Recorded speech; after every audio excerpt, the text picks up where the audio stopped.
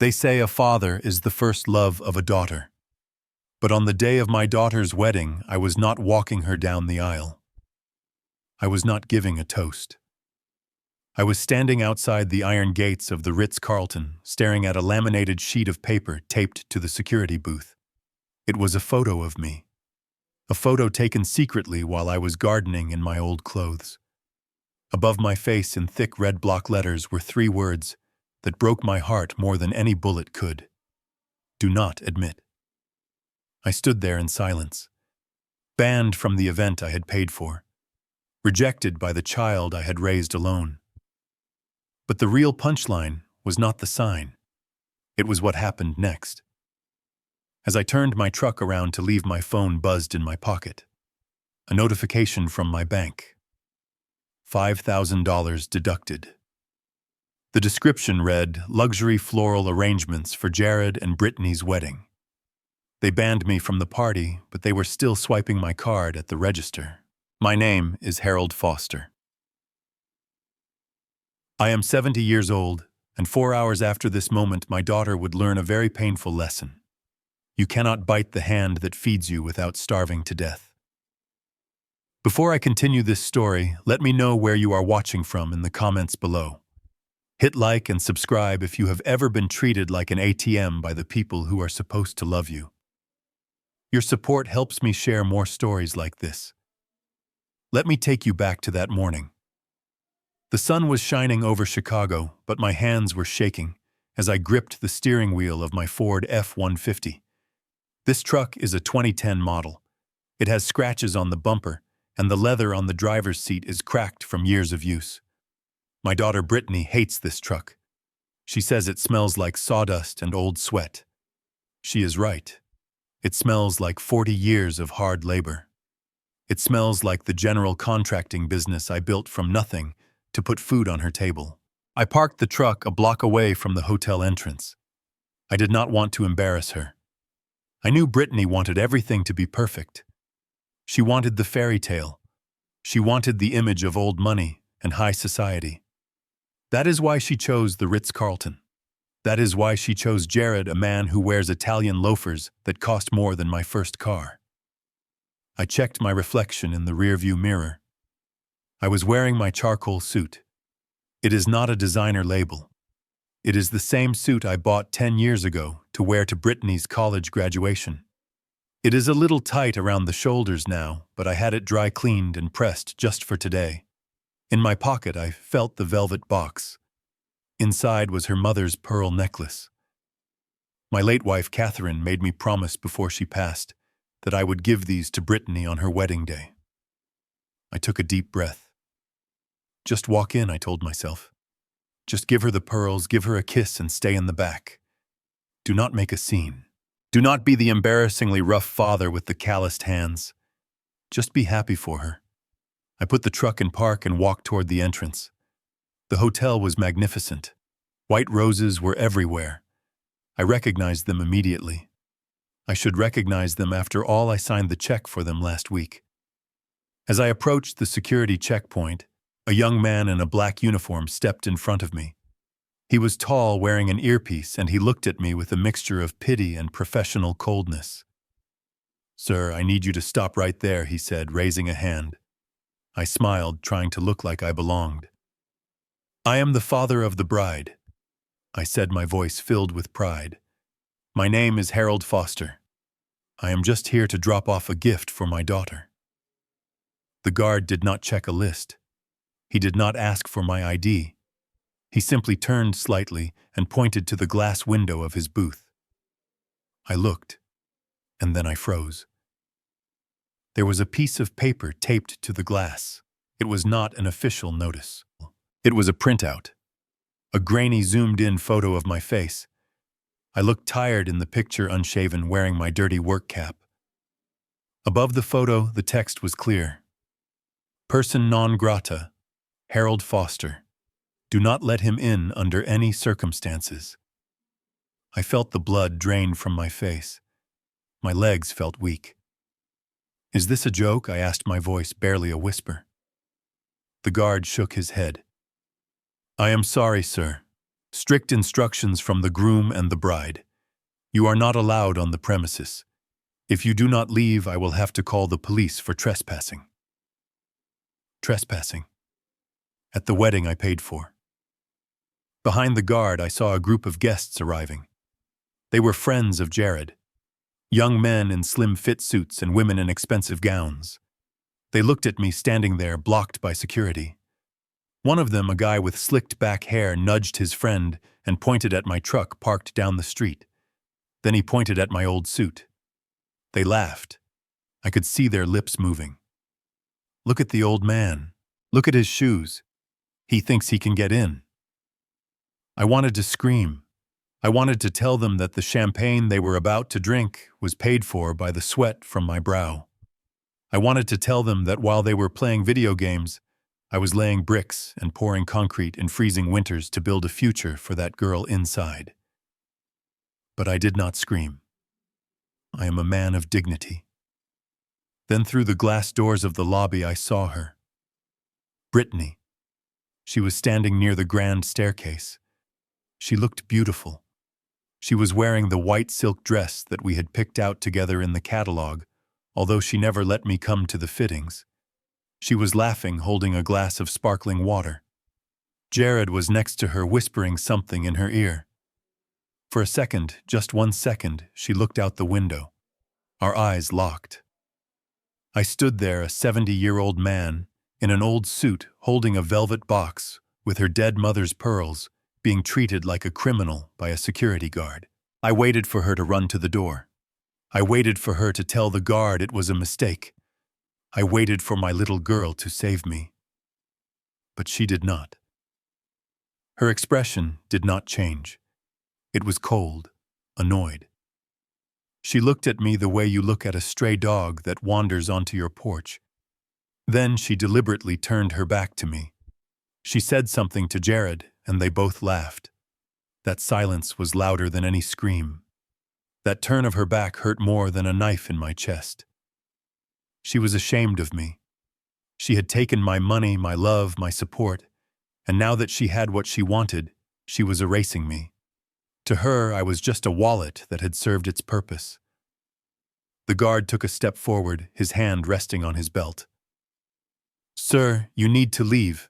Now." I looked at the guard. I looked at the sign with my face on it. Then I looked at the velvet box in my hand. I did not argue. I did not beg. I did not make a scene for her guests to gossip about. "I understand," I said. My voice was steady, calmer than I expected. I turned around and walked back to my truck. My footsteps felt heavy on the pavement. I climbed into the driver's seat of my Ford. The smell of sawdust and old sweat welcomed me. It was the only honest thing I had left. I started the engine. The radio came on playing an old country song, but I turned it off. I needed silence. I was about to put the truck in gear when my phone vibrated against my thigh. I pulled it out. It was an automated text message from my bank. Alert. Transaction approved. $5,000. Vendor Ritz-Carlton Floral Services. I stared at the screen. I was banned from the building. I was humiliated in front of strangers. My own daughter had turned her back on me. But they were still spending my money. They thought I was a foolish old man. They thought I would just go home, cry, and keep paying the bills because I was desperate for their love. They were wrong. I looked at the Ritz-Carlton one last time. The golden lights were shining, welcoming the guests who were not me. I wiped a single tear from my cheek. It would be the last tear I shed for them. I put the truck in reverse. "You want me to disappear?" "Brittany," I whispered to the empty cab of my truck. "Fine. But you forgot one thing. I am the one holding the checkbook." I drove away from the hotel, but I did not go home. I took a turn toward downtown. I had one phone call to make, and it was not to a family member. It was to my lawyer. The wedding was just beginning, but for my daughter, the party was already over. She just did not know it yet.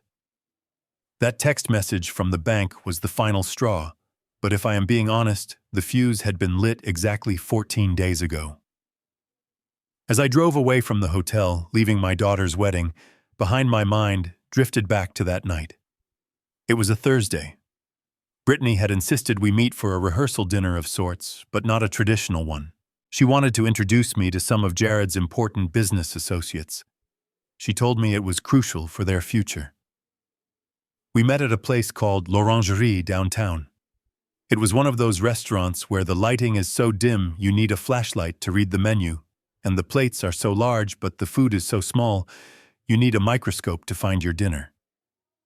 I arrived 5 minutes early wearing my best navy blazer. I felt good. I felt proud. I was about to buy my little girl the wedding of her dreams. When Jared and Brittany arrived, they did not hug me. Jared gave me a curt nod, checking his reflection in the window, and Brittany immediately began adjusting my tie. She did not ask how I was. She just muttered that my collar was crooked and that I should have worn the silk tie she bought me, not this old polyester one. I let it slide. I always let it slide. We sat down, and the waiter appeared instantly. He was a young man, with a thin mustache, speaking with a heavy French accent. I picked up the menu, but before I could even put on my reading glasses, Jared snatched it from my hands. "Do not worry about it, Harold," Jared said, smiling, but his eyes were cold. "The menu is entirely in French. You would not understand the nuances. I will order for the table. It is better this way." I felt a flash of heat in my neck. I might not speak French, but I know how to read a bill of materials for a skyscraper. I know how to negotiate contracts worth millions. But in that moment, he made me feel like a child who needed his meat cut for him. Jared proceeded to speak to the waiter in rapid French. He looked at me while he did it, a smirk playing on his lips. I saw him gesture to me and say something that made the waiter stifle a laugh. I asked Brittany what he said. She just waved her hand dismissively. "He is just explaining that you prefer your meat well done, Dad. You know simple food." I stayed silent. I drank my water. Then the guests arrived.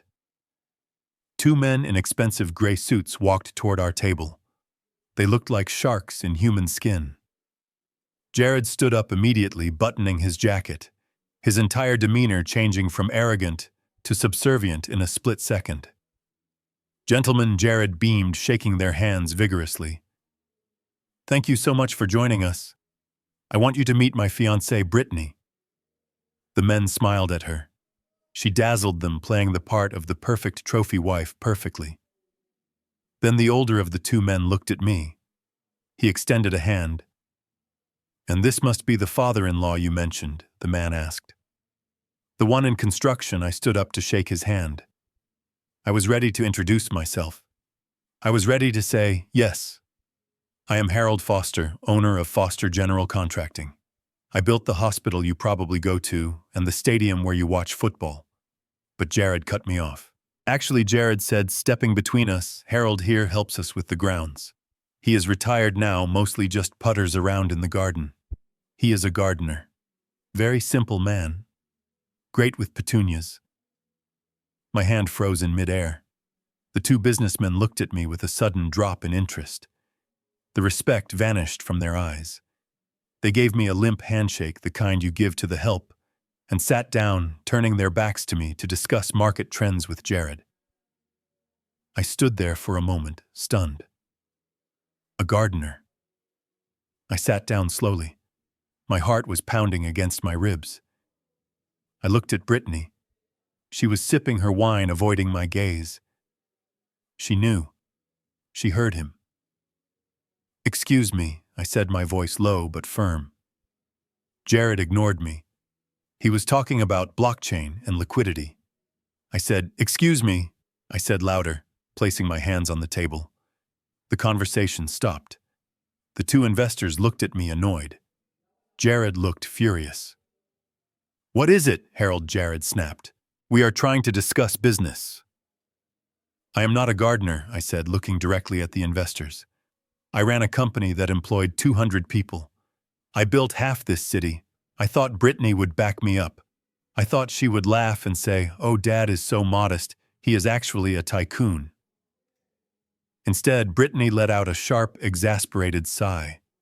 She reached out and grabbed my wrist, her fingernails digging into my skin. "Dad, stop it," she hissed. "You are embarrassing me." I looked at her shocked. "Embarrassing you? He just lied about who I am. He is just trying to make conversation." "Dad," she whispered aggressively, her eyes wide with panic. "Nobody cares about your concrete and your bricks. Just eat your bread and be quiet." I pulled my hand away from her. I looked down at my hands resting on the white tablecloth. They are large hands.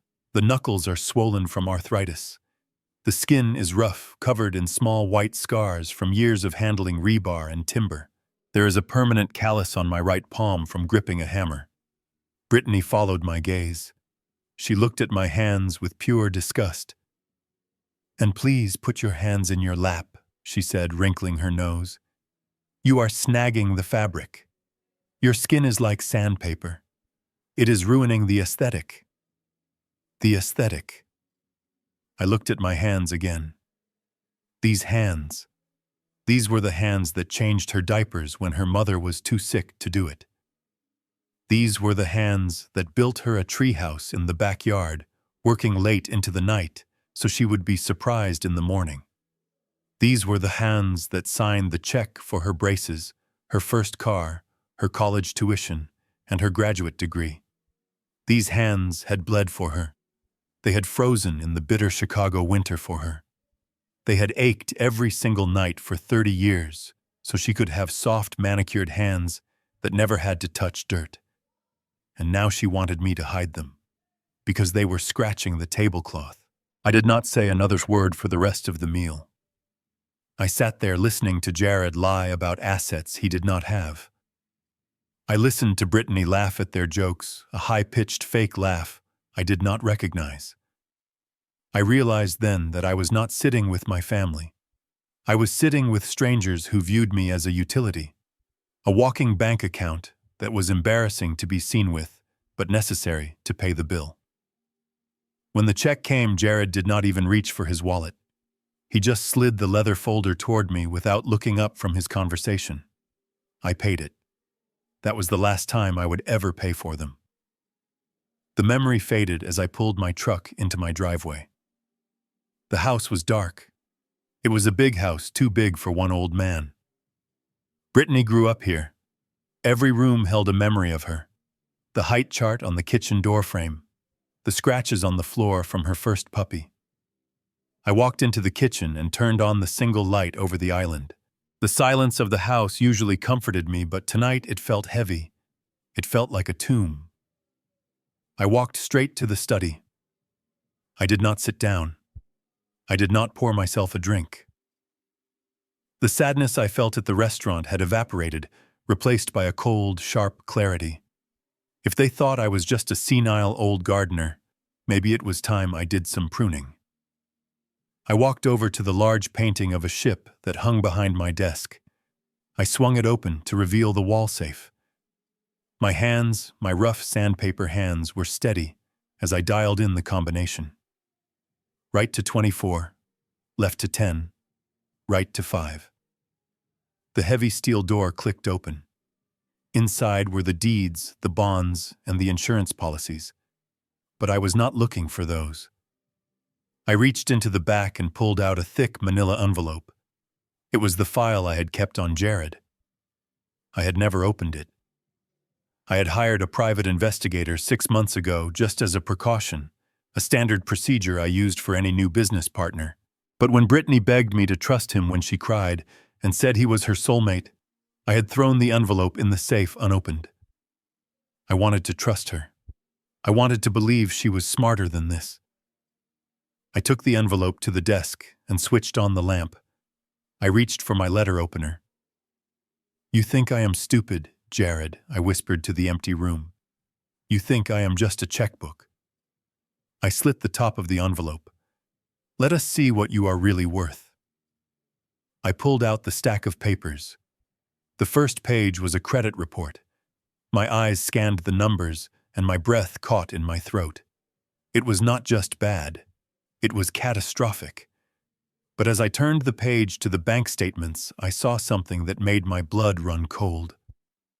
It was my name, my signature, on a document I had never seen before. I sat down heavily in my leather chair. The wedding was still going on. They were dancing. They were drinking. But right here, under the yellow light of my desk lamp, the war had just begun. The glow of the computer monitor was the only light in my study, casting long, sharp shadows against the mahogany walls. My finger hovered over the enter key. I had not logged into the corporate master account in 2 years. When I decided to semi-retire, I handed the day-to-day financial operations over to Brittany. I wanted her to feel empowered. I wanted her to feel like the CEO she claimed she wanted to be. I trusted her with the combination to the safe, and I trusted her with the lifeblood of Foster General Contracting. I typed in my old password. For a moment, I was terrified she had changed it, locking me out of my own legacy. But the screen flashed green. Access granted. The dashboard loaded, displaying the company's liquidity, outstanding invoices, and recent transaction history. At first glance, the balance looked healthy. The numbers were large, consistent with a firm of our size. But I know numbers. I know that the devil does not hide in the total sum. He hides in the line items. He hides in the expenses. I clicked on the tab marked Outgoing Wires and Sort by Date. The list populated, and my heart sank into my stomach. It started small. 2 years ago, right after she met Jared, there were charges for travel expenses that did not make sense. $5,000 for a flight to Miami listed as site inspection. We do not have projects in Miami. We build in Chicago and the Midwest. I clicked on the receipt attached to the digital entry. It was for 2 first-class tickets. Not for a site inspector, but for Brittany Foster and Jared Sterling. I felt a tightening in my chest, but I kept scrolling. The numbers grew bigger, bolder. There was a recurring monthly payment of $3,000 to a company called Sterling Consulting Group. I opened the vendor file. The address for this consulting group was a P.O. box in a strip mall 3 towns over. The services rendered were listed vaguely as strategic advising. I ran a quick search on the Secretary of State website in a separate tab. The registered agent for Sterling Consulting Group was Jared Sterling. My son-in-law was paying himself a salary from my company to advise my daughter on how to run it. And based on what I was seeing, the advice was to bleed it dry. I scrolled down to the last 6 months. This was where the theft turned into a hemorrhage. $40,000 for a vehicle lease. I clicked the details. A Porsche 911 GT3. I had seen Jared driving that car. He told me he bought it with the profits from his crypto trading. He told me he was a genius investor. He was not a genius. He was a parasite. He was driving a car paid for by the sweat of my drywallers and the aching backs of my roofers. Then I saw a transfer that made me gasp. $100,000, sent to a platform called Coinbase. The memo line read, "Equipment procurement." They were gambling my company's capital on digital currency. They were taking the money I needed to pay for insurance for workers' compensation for materials and throwing it into a slot machine. My hand shook as I reached for my glass of whiskey, but I did not drink it. I needed to be sober. I needed to be sharp. I filtered the search for the largest single transaction in the last 30 days. There it was, $250,000. This was the check for the Ritz-Carlton. This was the wedding budget I had agreed to. I had told Brittany I would pay for it, but I expected her to use the personal trust fund I set up for her, or to ask me to write a personal check. Instead, the money had come directly from the company operating account. That was bad enough, but it was the classification code that made me see red. Next to the $250,000 withdrawal, Brittany had selected the tax code for client entertainment and business development. I stared at the screen, blinking rapidly. She was not just spending my money. She was committing tax fraud. By classifying her wedding as a business expense, she was trying to write it off. She was putting Foster General Contracting at risk of an IRS audit. If the government saw this, they would not just fine us. They could shut us down. They could put me in prison for tax evasion because my name is still on the masthead. She did not care. She and Jared were so consumed by their greed, so desperate to keep their own bank accounts full, that they were willing to burn down the house I built just to keep themselves warm. I leaned back in my chair, the leather creaking loudly in the silent room. I felt sick. This was not just a teenager stealing $20 from her father's wallet. This was systematic. This was predatory. They were liquefying my assets. They were turning my life's work into champagne and sports cars. Why? The question hammered in my brain. Brittany was my daughter. I gave her everything. Why would she do this to me? Why would she risk sending her own father to jail unless she thought I would not be around to catch her? A cold thought entered my mind. A thought so dark I tried to push it away, but it clawed its way back. I remembered the way Jared looked at me at dinner, the way he spoke over me, the way he called me a gardener. They did not just think I was old. They were banking on it. I stood up and walked over to the filing cabinet in the corner. This was where Brittany kept her physical records when she worked from home. She had not used this desk in months, not since she moved into the penthouse with Jared. I pulled open the bottom drawer. It was full of old magazines and wedding planners. I dug deeper under the glossy photos of flower arrangements and cakes. My fingers brushed against a stiff blue folder at the very bottom. It was hidden. Buried. I pulled it out. There was no label on the front. I opened it. The first page was a brochure. The colors were soft and soothing. Pastels. Pictures of smiling nurses and old people playing chess in a sunlit room. Sunnyside Care Facility. I knew this place. It was one of the most expensive nursing homes in the state, but it was not a retirement community. It was a lockdown facility. I turned the page. It was an application form. It was already filled out. Name of applicant: Harold Foster. Age: 70. I scanned down the page to the medical history section. My eyes widened. Under reason for admission, the box checked was not physical rehabilitation. It was not assisted living. The box checked was dementia and memory care. I read the handwritten notes in the margins.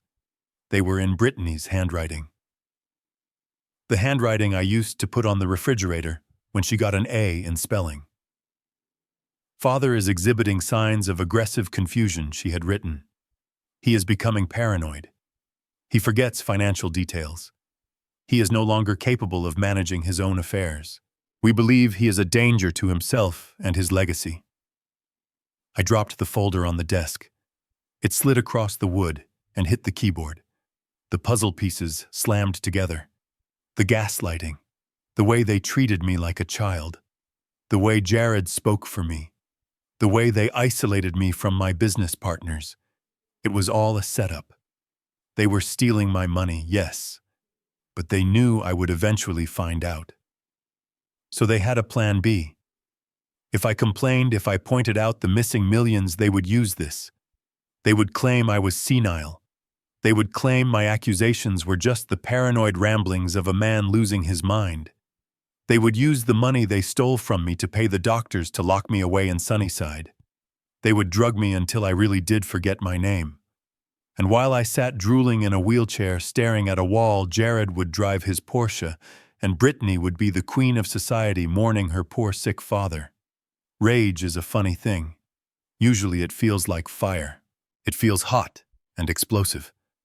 But this rage was different. This rage felt like ice. It started in my toes and froze my veins until I was nothing but cold, hard steel. I looked at the clock on the wall. It was 8 p.m. The wedding reception would be in full swing. They would be cutting the cake right now. I picked up the phone. I did not call the police, not yet. The police take too long. They ask too many questions. I needed to stop the bleeding instantly. I dialed a number I had not called in years. It was the personal cell phone of the senior vice president at my bank. He was an old friend. We played golf together. He knew my voice. The phone rang twice. "Hello, Harold. Is everything okay?" "You are calling late." "I am fine, Bob," I said.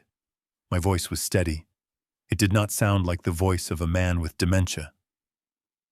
"I need you to do something for me, Bob, and I need you to do it right now." I looked at the folder on the desk. I looked at the box checked memory care. "I want you to freeze everything. The corporate accounts, the credit lines, the payroll sweep, everything attached to my social security number or my company tax ID." There was a pause on the other end. "Harold, if I do that, the cards will stop working immediately. Any checks out for clearing will bounce. It will be a total shutdown." "Are you sure?" "I am sure," I said. "And Bob, yes, Harold, flag the account for fraud. Internal embezzlement." I hung up the phone. I walked over to the window and looked out at the night sky. Somewhere in the city at the Ritz-Carlton, a waiter was probably running Jared's card for another bottle of vintage champagne. I imagined the moment the machine would beep. I imagined the word "declined" flashing on the screen. I poured myself that drink now. I took a sip. The gardening was done. It was time to pull the weeds. I drove through the empty streets of Chicago toward the financial district. It was nearly midnight. The city was quiet, a stark contrast to the chaos that was raging inside my mind. I pulled up to a glass skyscraper that pierced the night sky. This was where my attorney, Michael Sullivan, had his office. Sullivan was not just my lawyer. He was the only man left on this earth I trusted. We had started our careers around the same time. While I was pouring concrete foundations, he was buried in law books. We both built empires, just with different tools. I took the private elevator up to the 40th floor. The office was dark, except for a single pool of light coming from the corner suite. Sullivan was waiting for me. He looked tired. His tie was loosened, and a pot of strong coffee was steaming on his desk. He did not ask me how I was. He saw the look on my face, the look of a man who had just survived a car crash, and he simply pointed to the empty chair across from him. I did not sit down immediately. I tossed the manila folder I had taken from my safe onto his mahogany desk. It landed with a heavy thud. "Tell me what I am looking at, Mike," I said, my voice raspy. "Tell me it is a mistake." Sullivan put on his reading glasses. He opened the file. The silence in the room was suffocating. The only sound was the rustling of paper as he turned the pages of the credit reports, the bank transfers, and the document that had made my blood turn to ice. I watched his face. I watched for a flicker of confusion, a sign that perhaps I had misinterpreted the data. But there was no confusion. There was only a deepening frown. His jaw tightened. He stopped at the loan agreement, the one with the forged signature. He picked it up and held it under the desk lamp, examining the ink, the pressure of the pen, the date. He let out a long, heavy sigh and took off his glasses. He rubbed the bridge of his nose, a gesture I knew well. It meant he had bad news. "It is not a mistake," Harold Sullivan said softly. "In fact, it is worse than you think." He turned the document around so I could see it clearly. He pointed to a paragraph in the fine print, a section I had glossed over in my rage back at the house. "This loan," he said, tapping the paper. "The one for $2 million that Jared took out to fund his startup. It is not an unsecured business loan. No bank in their right mind would give $2 million to a company with no revenue and a CEO with a gambling history. They needed collateral. Hard assets." I felt a cold knot form in my stomach. Collateral. "He used the house," Harold Sullivan said. "He forged your signature on a power of attorney document to grant himself the authority to leverage your personal property. He put up your home at 42 Oak Street as the security for this loan. I stared at him. The room seemed to spin. Oak Street. That house was not just a building. It was the only place on earth where I still felt Catherine's presence. It was where we brought Brittany home from the hospital. It was where I nursed Catherine during her final months. I had paid off that mortgage 15 years ago. It was supposed to be my sanctuary, my safety net. And now, according to this piece of paper, it belonged to a high-risk lender who funded cryptocurrency schemes. If this startup fails, Sullivan continued, his voice grim, and looking at these financials, it is already failing. The bank will not just come after the company. They will foreclose on your home. They will evict you. They will put a padlock on the door and sell everything inside to recoup their losses. He paused, letting the reality sink in. Jared and Brittany did not just steal your cash flow, Harold. They leveraged your entire existence. If this goes through, you would be on the street with nothing but the clothes on your back. I walked over to the floor-to-ceiling window. I looked down at the city lights. Somewhere out there at the Ritz-Carlton, my daughter was dancing. She was drinking champagne. She was celebrating her new life. And she was doing it knowing that she had signed away her father's home. She knew. She had to know. Jared could not have found the deed without her help. I remembered the application for the nursing home. The pieces fit together with a terrifying precision. They knew the loan would default. They knew the bank would take the house. They needed a place to put me when the eviction notice arrived. The memory care unit at Sunnyside was not about my health. It was about warehousing me so I would not be homeless and embarrassing to them when they destroyed my life. I felt something inside me break, but it was not a break of sorrow. It was the snapping of a tether. The tether that bound me to my role as a father. The tether that made me soft, forgiving, and blind. I turned away from the window. When I looked at Sullivan, I was no longer Harold the gardener. I was no longer Harold the dad who wrote checks and apologized for his rough hands. I was Harold Foster, the man who had crushed union strikes in the 80s. The man who had outbid ruthless competitors to build the city skyline. The man who could fire a foreman for stealing a single box of nails without blinking an eye. I buttoned my blazer. I stood up straight. The exhaustion vanished, replaced by the adrenaline of war. "Draft the papers." "Mike," I said. My voice was different now. Deeper. Colder. Sullivan looked at me. He saw the change. He nodded, pulling a legal pad toward him. "What are we filing?" he asked, his pen hovering over the paper. "Fraud, embezzlement, identity theft." "All of it," I said. "I want a full forensic audit. I want criminal charges filed against Jared Sterling for forgery and wire fraud. I want a restraining order against Brittany Foster, preventing her from accessing any corporate or personal assets. And I want the bank notified immediately that the collateral was pledged via criminal means." Sullivan wrote furiously. "I can have the police at the hotel in an hour," Sullivan said. "We can have Jared in handcuffs before the last dance. We can stop this right now. Do you want me to call the precinct?" I looked at the clock on the wall. It was just past midnight. The reception would be winding down, but the after-party would be starting. They would be high on adrenaline, thinking they had pulled off the heist of the century. They would be feeling invincible. I thought about the sign at the gate.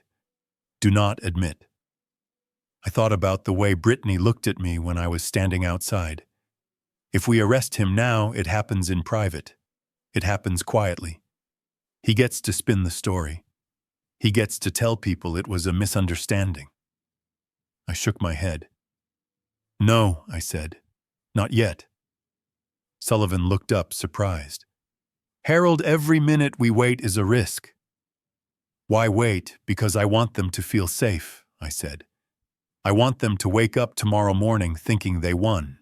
I want them to have one night of perfect, blissful ignorance.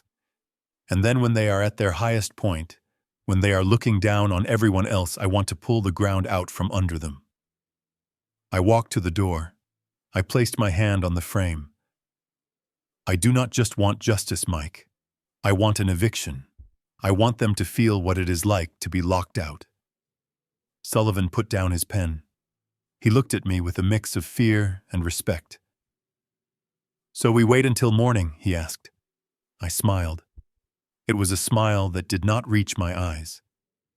No, we do not wait for morning. We wait for the hangover. I opened the door. Prepare the documents. Have the process servers ready. But do not file anything until I give the signal. I am going to go home, sit in my chair, and wait for the sun to come up. I want to see how this plays out. I want to watch the show first. I left the office. The elevator ride down was silent. As I walked out into the cool night air, I felt a strange sense of peace. The worst had already happened. My family was dead to me. Now there was only business. And business was something I was very, very good at. I sat in my leather armchair, watching the sunrise through the bay window. It was a beautiful morning. The sky was a pale, innocent blue, and the birds were singing in the oak trees I had planted 30 years ago. It was the kind of day a father dreams of for his daughter's wedding. But the coffee in my mug had gone cold hours ago, and the file from the bank lay on my lap like a loaded weapon. I had spent the entire night awake. I had replayed every memory, every birthday party, every time I picked her up when she scraped her knee. I was looking for a reason, an excuse, anything that could explain why the little girl who used to fall asleep on my chest had turned into a woman capable of defrauding her own father. Maybe Jared had forced her. Maybe she was scared. Maybe she was just a victim in his scheme, blinded by love and manipulated into signing papers she did not understand. I needed to know. Before I pressed the button that would detonate their lives, I needed to give her one last chance to save herself. I needed to hear her voice. I picked up my phone. My thumb hovered over her name. Brittany. The photo attached to the contact was from her college graduation. She was smiling, wearing the cap and gown I had paid for, looking at the camera with what I thought was love. I closed my eyes and pressed the call button. It rang once, twice, 3 times. I expected her to send me to voicemail. I expected her to be too busy getting her hair done or sipping mimosas with her bridesmaids. But then the ringing stopped and the line connected. What do you want, Dad? Her voice was not warm. It was not the voice of a bride on her happy day. It was sharp, impatient, and dripping with annoyance. In the background, I could hear the hum of blow dryers and the chatter of excited women. I took a deep breath. Good morning, Brittany, I said, keeping my voice steady. Look, I do not have time for this, she snapped, cutting me off. I am in the middle of hair and makeup. If you are calling to beg to come to the wedding, save your breath. Jared told the security team that if you even step foot in the parking lot, they are to remove you physically. Do not embarrass us, Dad. Just stay home and watch TV or something. The cruelty in her tone was casual, practiced. She spoke to me as if I were a nuisance, a telemarketer calling at dinner time. I am not calling to come to the wedding, I said. I am calling because I was looking through the safe last night. The background noise on her end seemed to quiet down slightly. I imagined her stepping into the hallway away from her friends. What are you talking about? She asked, her voice dropping an octave. I found the loan documents, Brittany. I let the silence hang in the air. I wanted to give her a moment to panic. I wanted to hear the gasp, the stutter, the denial. I continued. I found the loan Jared took out, the $2 million, and I saw the collateral document. I saw that my signature was forged, and I saw that you witnessed it. I waited. This was the moment. This was the moment she could say, "Oh my God, Dad, I did not know. Jared made me do it. Please help me." This was the moment she could redeem herself. But she did not gasp. She did not cry. She let out a sigh of irritation. "Is that it?" she asked. "You called me on my wedding day to talk about paperwork." I gripped the phone tighter. Paperwork. She called the theft of my home paperwork. "Brittany, do you understand what you have done?" I asked, my voice trembling with suppressed rage. "You mortgaged this house. My house. The house you grew up in. If Jared's business fails, the bank takes everything. I will be homeless." "Did you know about this?" There was a pause. Then she spoke with a chilling calmness that I will never forget. "Of course I knew, Dad. It is a strategic investment. Jared needs the capital to launch the platform. Once the token takes off, we will pay off the loan in 6 months. It is just a bridge loan. You are overreacting." I felt the room spin. She knew. She was not a victim. She was an accomplice. "And what happens if it does not take off?" I asked. "What happens if the bank forecloses? Where am I supposed to live?" Brittany laughed. It was a short, dry sound. "Oh, come on, Dad. Be realistic. You are 70 years old. You do not need a 4-bedroom house in the suburbs. It is too big for you to manage anyway." Jared and I looked into it. "It is actually better if you downsize." "Downsize," I repeated. "Yes, downsize," she said. "There is a place called Sunnyside. We filed the application for you. It is really nice. They have medical staff, they have meals prepared. It is safer for someone your age. Honestly, you should thank us. We are taking the burden of home ownership off your shoulders." I sat there frozen. The file on my desk, the one with the dementia checkbox, was not a contingency plan. It was the primary plan. They had already decided. They were going to take my money, take my home, and stick me in a facility so they wouldn't have to deal with me. "You were going to put me in a home," I whispered. "Stop being so dramatic," she hissed. "It is an assisted living community. And stop being so selfish, Dad. This is my time. Jared and I are building an empire. We are the future. You have had your turn. You have sat on that money and that property for years doing nothing. We are putting it to work. Why can't you just be happy that you are helping us succeed? Why do you always have to make everything about you?" Selfish. The word echoed in my head. I worked 16-hour days for 40 years. I missed vacations. I wore the same boots until the soles fell off. I saved every penny so she could have a debt-free education. I bought her cars. I paid for her mistakes. I gave her everything I had physically and financially.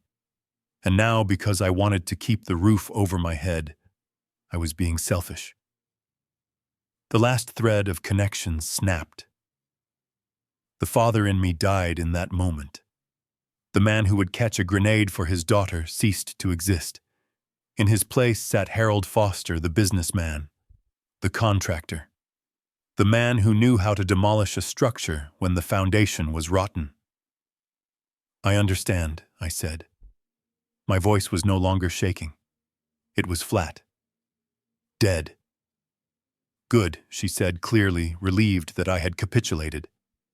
"Now I have to go. The photographer is here. Do not call again, Dad.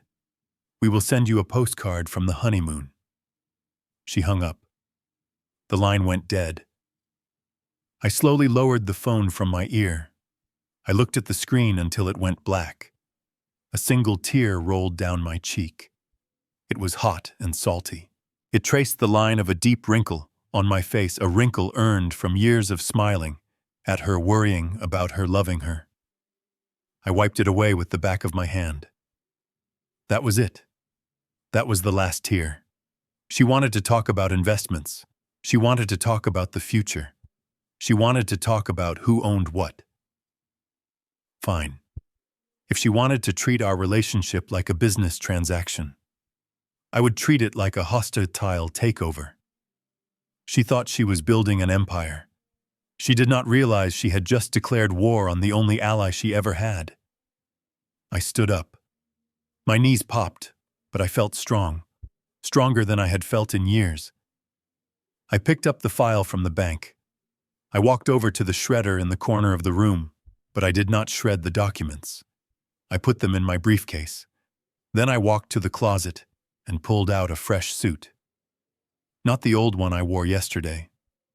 I pulled out my black funeral suit. It seemed appropriate. I was going to a wedding, but I was dressing for a burial. The burial of my daughter's false reality. I checked my watch. It was 9 a.m. The ceremony started at 4. I had 7 hours. 7 hours to dismantle their lives piece by piece. 7 hours to ensure that when they said I do, they would be saying it to a life of bankruptcy and handcuffs. I walked out of the study and didn't look back. The house was silent, but it wasn't empty anymore. It was filled with the cold, hard resolve of a man with nothing left to lose. The war had begun. And unlike my daughter, I never started a fight I didn't intend to win. I sat there for a moment, letting the silence of the house wash over me. Brittany had hung up, thinking she had won. She thought she had put the old man in his place. She thought she could insult me, steal from me, and then dismiss me, and that I would just sit here and take it. She forgot that before I was her father, before I was a retiree, I was a general contractor. And in my line of work, if the client stops paying or violates the contract, you do not just complain. You stop the work. You shut down the job site. You cut off the supply chain until the message is received. I looked at the grandfather clock in the hallway. It was 9:15 in the morning. The vendors would be arriving at the Ritz-Carlton soon. The florists, the band, the lighting technicians. They were all mobilizing to create the perfect fantasy for my daughter. And they were all operating under the assumption that the credit card on file, my credit card, was a bottomless well of money. It was time to dry up the well. I picked up my cell phone again. I did not call the police. Not yet. First, I called the number on the back of my American Express Platinum card. The operator answered on the second ring. Her name was Sarah. She sounded pleasant, helpful.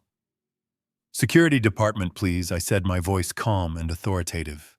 When I was transferred, I gave them my security answers.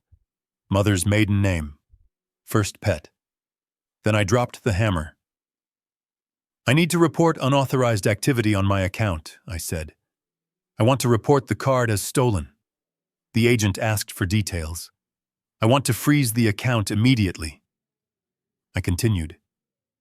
"Any pending charges from today? Any pre-authorizations? Cancel them.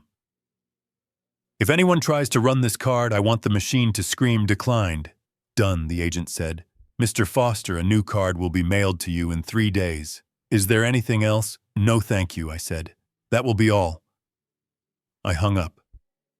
Step 1 was complete. The financial lifeline was severed. But that was not enough. Simply having the card declined might just look like a technical glitch. Jared might be able to talk his way out of it, promising to wire money later. I needed to make sure there was no wiggle room. I needed to make sure the vendors knew exactly who was responsible. I opened my contact list. I scrolled down to the letter S. Sal Moretti. Sal owned the largest floral distribution company in Chicago. We had done business for 30 years. Every time I finished a building, I hired Sal to do the landscaping. He was a good man, an honest man, but he had a temper if you messed with his money. I dialed his number. Harry Sal boomed into the phone. "I am at the Ritz right now. You should see this, Harry. We brought in 5,000 white roses. It looks like a snowstorm in here. Your daughter is going to cry when she sees it." I leaned back in my chair. "I am glad to hear that, Sal. It sounds beautiful." "It is a masterpiece," Sal said. "Listen, I know you are probably busy getting ready, but I just wanted to say thank you for the business. The bill came to roughly 40,000 with the rush fees, but I know you are good for it." "Sal," I said, cutting him off gently. "That is actually why I am calling." There was a pause. The tone of my voice must have alerted him. "Is everything okay?" Harry Sal asked. "No, Sal, it is not. Listen to me carefully. The credit card you have on file, the American Express, it has been compromised. Compromised, Sal repeated. Yes, I just got off the phone with the bank. It has been flagged for fraud. They have locked the account. If you try to run the final payment today, it is going to bounce. I heard Sal swearing in Italian on the other end of the line. Harry, my trucks are already unloaded. The guys are setting up the arches. If I cannot process the payment, I have a problem. This is 40 grand, Harry. I cannot eat that cost. I know, Sal, I said soothingly. And I would never ask you to. You and I go back too long. So what do I do? Sal asked, panic creeping into his voice. Do I tear it down? No, I said. Leave it up. But here is what you do. You go find Jared. You know Jared, right? The groom. The one who calls himself a financier. Yeah, I know him, Sal grunted. The guy who tried to tell me how to arrange hydrangeas. That is the one. You go find Jared. And you tell him that due to a banking error with the corporate card you need the payment settled immediately. But Sal, this is important. Do not accept a check. Do not accept a wire transfer promise. Then what do I accept? Sal asked. Cash, I said. Or a cashier's check drawn from a local bank today. Tell him that is company policy for last-minute issues. Harry, Sal said, hesitant. That is a lot of cash. The guy might not have it on him. I let out a short, dry laugh. Oh, he has it, Sal. He is a crypto millionaire, remember? He is always bragging about his liquidity. If he is really the tycoon, he says he has $40,000 should be pocket change. I let the suggestion sink in. I was using Sal's own business anxiety to pressure Jared. And Sal, I added, lowering my voice, if he gives you the runaround, if he tries to say he will pay you next week, if he tries to blame me, you tell him that if you do not have the money in hand by noon, your crew is packing up the roses and leaving. Sal was silent for a moment. Then he grunted. Okay, Harry. I trust you. I will go find him now. But if he stiffens me? If he stiffens you, Sal, you take every single petal back to the warehouse. Do not leave a dandelion. I will handle it, Sal said. I hung up. That was the flowers. The visual element was now held hostage. Next was the audio. I scrolled to M. Marcus King, the Midnight Soul Band. They were the best wedding band in the city. 12 pieces, horn section, backup singers. They cost a fortune, and they demanded 50% upfront and 50% upon arrival. I called Marcus. Mr. Foster, Marcus answered smoothly. We are just doing the sound check. Acoustics in here are fantastic. Marcus, I said, keeping the same urgent but professional tone. We have a hiccup with the financing. I gave him the same story. Stolen card. Bank freeze. Fraud alert. Marcus was less patient than Sal. Mr. Foster, my contract states clearly that full payment is required before the first set, Marcus said sharply. I have 12 musicians to pay. If the card is declined, we do not play. That is the rule. I know, Marcus, I said, and I respect your rules. That is why I am calling you. I do not want you to waste your time. So what are we doing? Marcus asked. You need to speak to the groom, Jared Sterling, I said. I have authorized him to handle this contingency. Go to him now. Tell him the card is dead.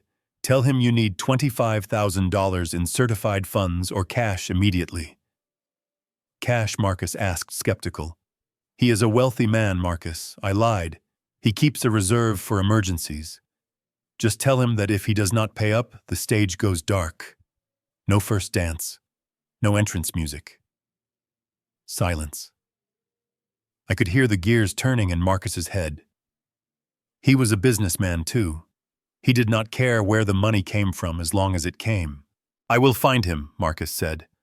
And Mr. Foster. If he does not pay, we are walking. I am not setting up the drum kit for free. I understand, I said. Do what you have to do. I ended the call. I sat there imagining the scene at the Ritz. It was still early. The guests had not arrived yet. It was just the family and the bridal party. Jared would be relaxing in the groom's suite, probably drinking a scotch, feeling like the king of the world. He thought he had successfully stolen my house, my money, and my dignity. And then the door would open. First, Sal would walk in looking like an angry bear demanding 40 grand in cash. Then Marcus would walk in cool but firm demanding another 25. Jared would panic. He would try to use his own cards, but they were maxed out. He would try to write checks, but they would demand cash. He would call Brittany. Brittany would scream. She would try to call me, but I would not answer. They would be trapped. They had spent months building a facade of unlimited wealth, and in 1 hour I had turned it into a house of cards. They would have to scramble. They would have to make desperate phone calls. They might even have to ask their wealthy friends for a loan exposing their fraud before the wedding even started. Or more likely, their arrogance would make them believe they could bully the vendors. They would yell. They would threaten. And Sal and Marcus, who were professionals, would simply pack up and leave. I stood up and walked over to the small bar cart in the corner of my study. The morning sun was streaming in, illuminating the crystal decanter of whiskey. It was a 20-year-old single malt. I had been saving it for a special occasion. I had planned to drink a toast with Jared tonight.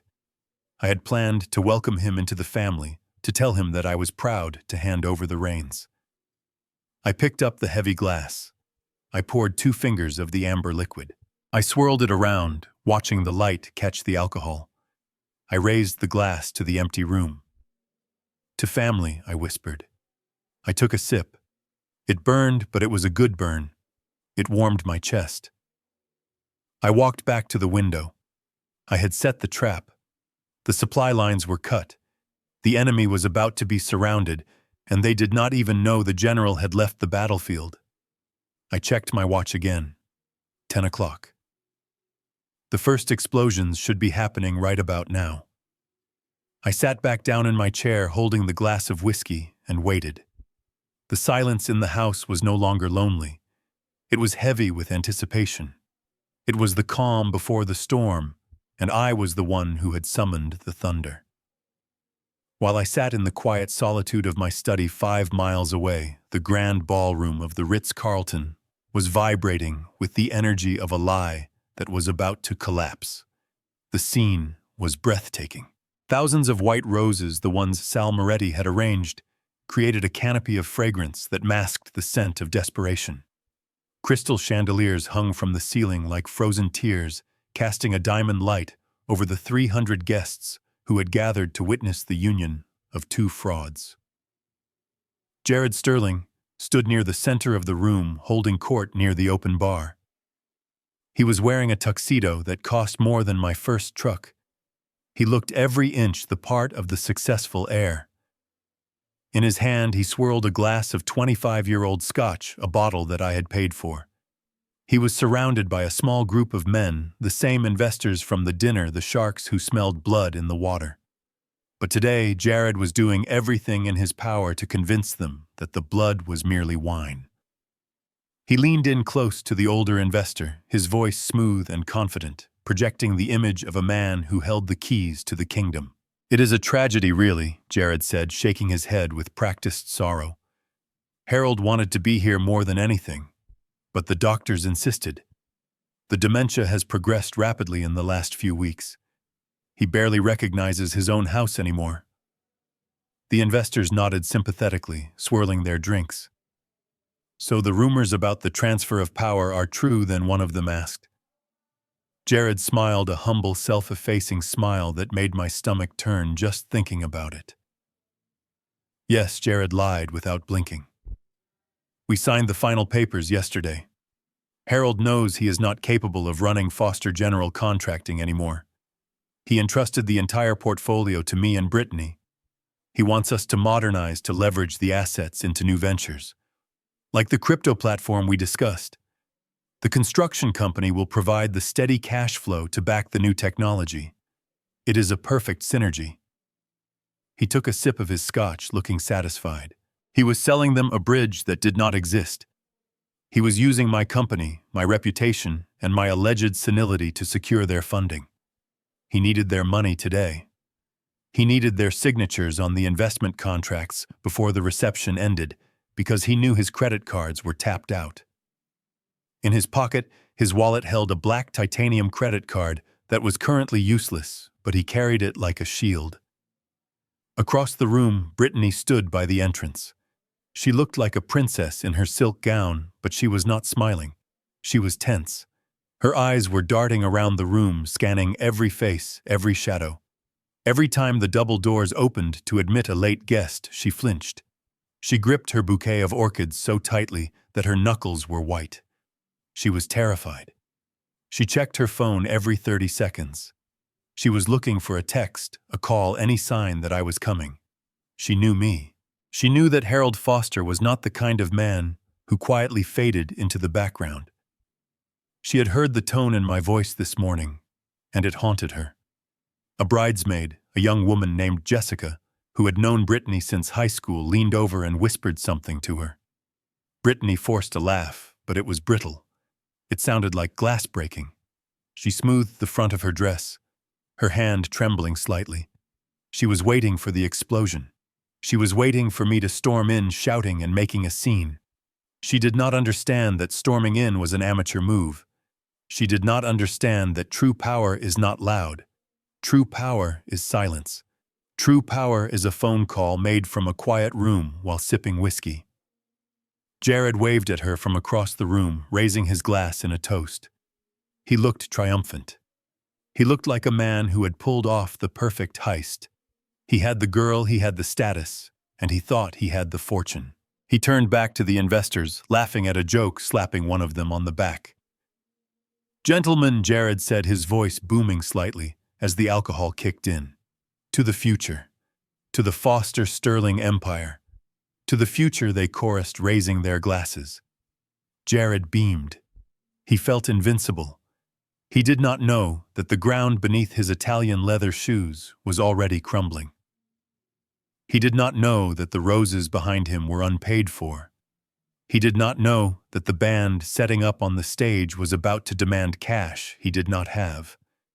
The atmosphere in the room was intoxicating. The smell of expensive perfume, the sound of polite laughter, the clinking of crystal. It was a bubble of pure, unfiltered vanity. And in the corner of the room, standing near the service entrance, was a man in a sharp black suit.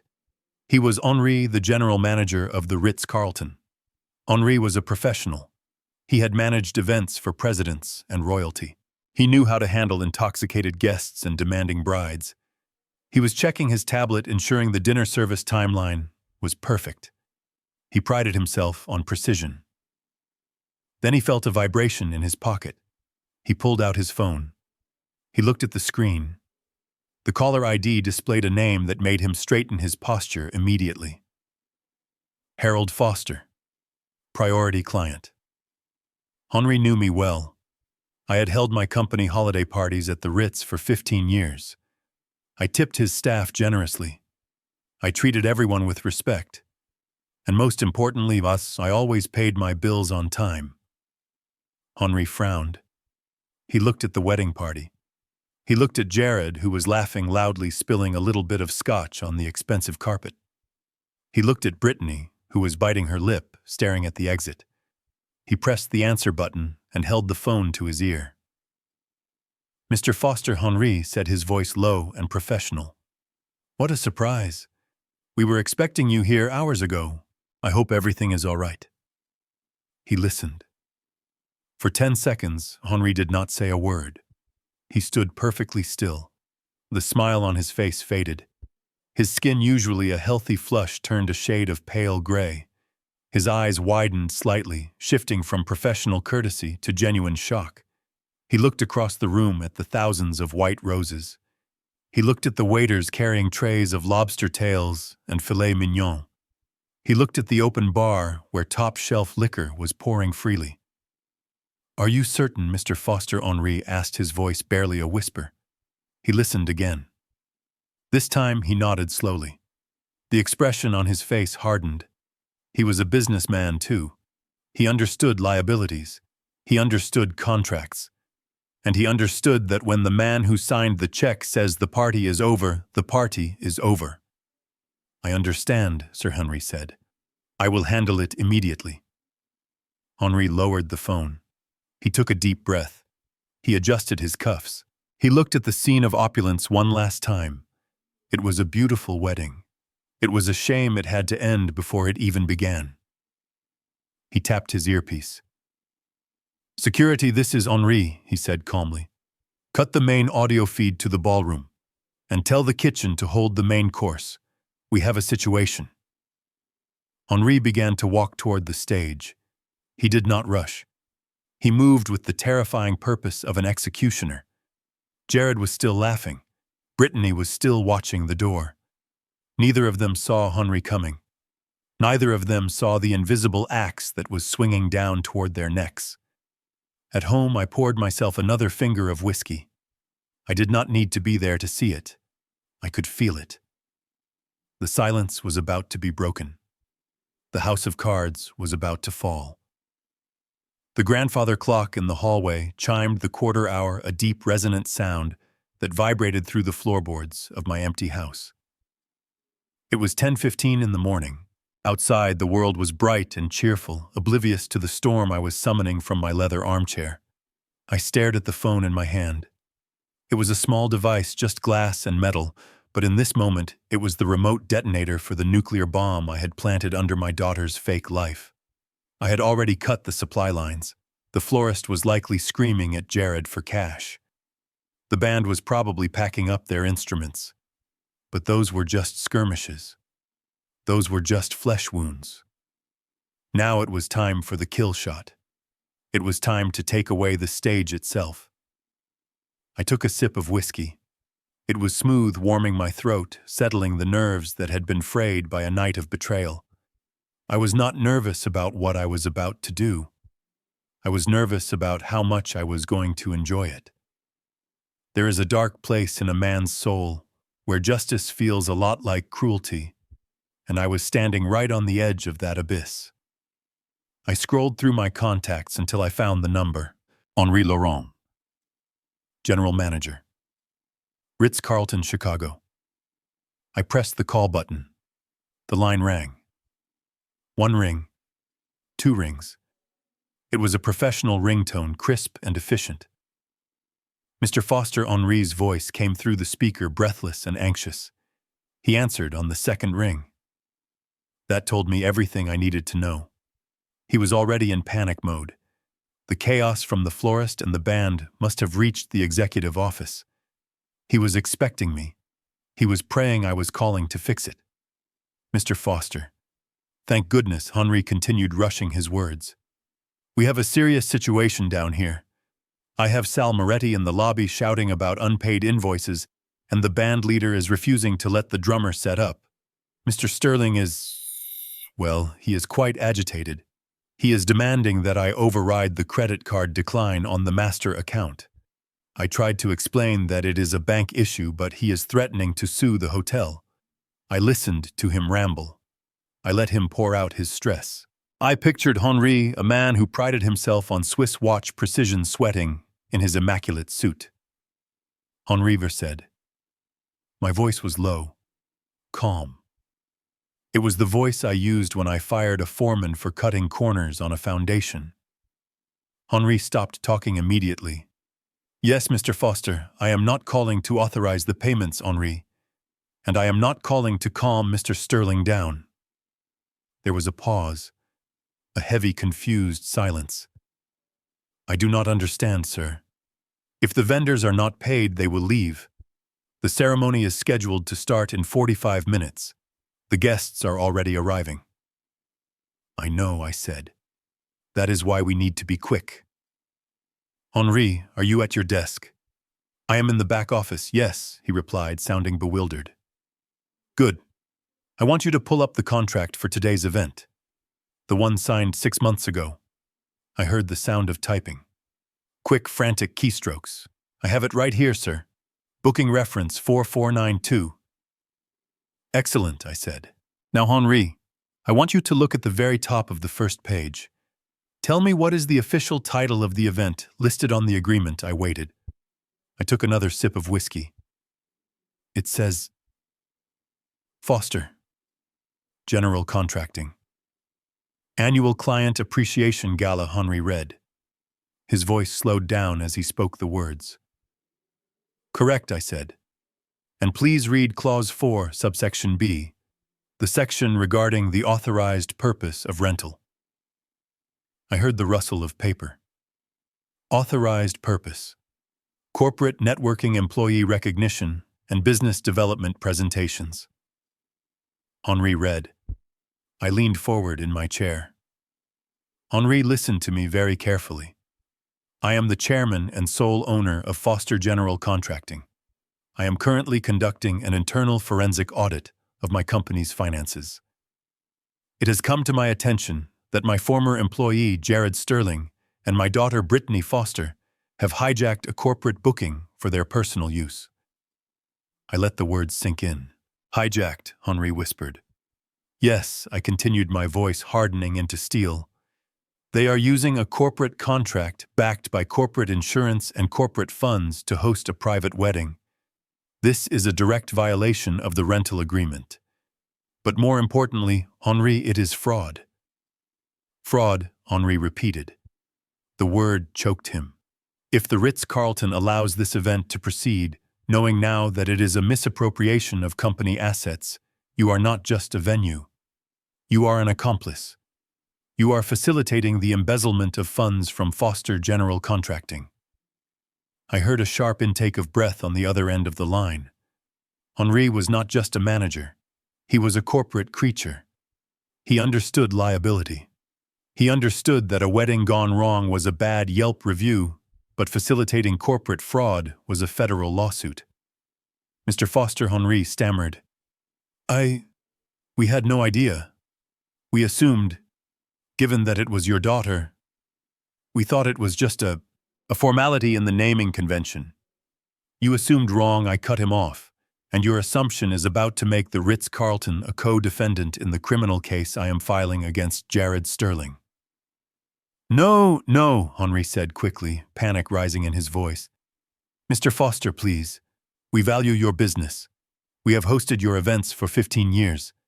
We certainly do not want to be involved in any legal dispute. Then you have a choice to make, Henri III said, and you have about 30 seconds to make it. What do you want me to do? He asked. I want you to enforce the contract, I said. The contract is with Foster General Contracting. I am Foster General Contracting, and I am terminating the event, effective immediately. But Sir Henri pleaded. The guests are seated. The bride is in her dress. It is a wedding. It is a crime scene, Henri Freif, I corrected him, and I am asking you to secure it. Silence stretched between us. I could hear the background noise of the hotel on his end, faint music, voices, the machinery of a luxury event moving forward unaware that the gears were about to be stripped. Henri was weighing his options. On one side, he had a screaming groom and a crying bride. On the other side, he had one of the city's biggest construction magnates threatening to drag his hotel chain into a fraud investigation. It wasn't even a choice. I understand, Mr. Foster, Henri said finally. His voice was defeated, heavy. As the contract holder, you have the right to cancel. I do, I said. So, shall I go out there and make an announcement? Shall I tell Mr. Sterling that the event is over? No, I said sharply. Henri paused. Sir, if you go out there and make an announcement, Jared will argue with you. He will scream. He will cause a scene. He will try to charm the guests. He will try to spin this into a misunderstanding. I do not want to give him a platform. I do not want to give him a microphone. Then how do you want to handle this? Henri asked. I stood up and walked to the window. The sun was blindingly bright. I want you to kill the room, Henri. Excuse me, I want you to go to the main breaker panel for the grand ballroom, I said. I know where it is. It is in the service corridor behind the kitchen. I built that wing of the hotel, remember? Yes, sir, I remember. I want you to pull the master switch. I want you to cut the power to the chandeliers, the stage, the sound system, and the air conditioning. I want the room to go black. I want the music to die in mid-air. Mr. Foster. Henri gasped. That is extreme. It is dangerous. People could panic. People are resilient, Henri, I said. The emergency lights will come on. They will find the exit. But I want the message to be undeniable. I do not want a polite cancellation. I want an eviction. But Mr. Sterling is a trespasser, I said. Once the lights go out, tell your security team to remove him. If he refuses, call the police. Actually, do not worry about calling the police. They are already on their way. On their way, Henri echoed. My lawyer is bringing them, I said, to arrest Jared for check fraud and forgery. I heard Henri exhale, a long, shaky breath. He realized the scale of what was happening. This wasn't a family spat. This was a demolition. Okay, Henri said. Okay. I will do it. Good man, I said. One question, Sir Henri asked softly. When your daughter asks why, when she asks who did this, what do I tell her? I looked at the reflection of my own face in the window. I looked old. I looked tired. But I looked resolved. You tell her that her father is conducting business, I said. Tell her that the client appreciation gala has been cancelled because the client no longer appreciates the fraud. I will tell her, Henri said. Now, Henri, I said, go to the panel. Do not hesitate. Do not apologize. Just pull the lever. I am going now, sir. I kept the phone to my ear. I wanted to hear it. I heard the sound of footsteps, fast clicking footsteps on a tile floor. I heard the sound of a heavy door swinging open. I heard the hum of the electrical transformers in the background. I pictured Henri standing in front of the gray metal box. I pictured his hand reaching out. Mr. Foster, Henri's voice came back one last time. Do it, I commanded. Cut the power, right now. There was a loud metallic clank on the other end of the line, a heavy industrial sound. Then there was a sudden silence. The background hum of the hotel vanished. It was done. I hung up the phone. I stood in the center of my study, the silence of my own house matching the silence I had just created 5 miles away. I did not feel guilt. I felt the cold, hard satisfaction of a man who had finally stopped the thief who had been picking his pocket for years.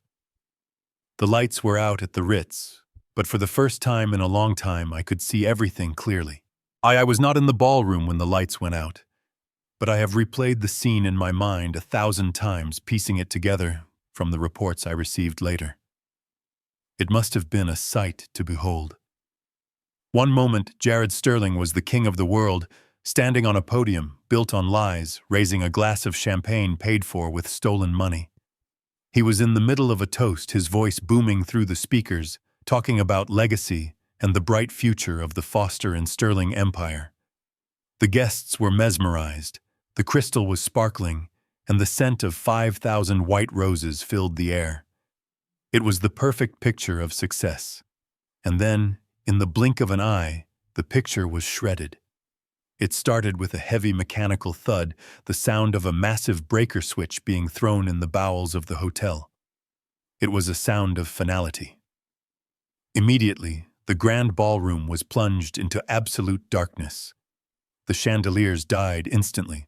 The stage lights vanished. Lights. The microphone in Jared's hand went dead, cutting off his speech mid-sentence, leaving his words hanging in the silent, suffocating air. The hum of the air conditioning stopped, replaced by a sudden ringing silence that was more deafening than any noise. For a few seconds, nobody moved. The shock was total. Then the emergency lights flickered to life. They were not the warm golden lights of a wedding. They were harsh, sickly green safety lights located above the exit doors. They cast long, distorted shadows across the room, turning the elegant guests into ghostly figures, and the floral arrangements into gray, lifeless shapes. The atmosphere shifted from celebration to a bunker-like dread. Murmurs of confusion rippled through the crowd. A woman screamed a short, sharp sound that echoed in the cavernous room. Jared stood frozen on the stage, blinking into the gloom, his glass still raised in a mock toast to a darkness he did not understand. "What is going on?" Jared shouted, his voice shrill and thin without the amplification. "Turn the lights back on! Someone fix this immediately!" He looked around for a waiter, for a manager, for anyone to blame. But the staff was already moving, and they were not moving to fix the lights. The double doors to the service corridors swung open, and Henri's team marched in. It was a synchronized operation, cold and efficient. In the eerie green light, 50 waiters moved like phantoms. They did not speak. They did not apologize. They simply descended on the tables. Guests watched in horror as their dinner plates were swept away before they had taken a bite. Wine glasses were snatched from hands. Silverware was collected with a clattering urgency.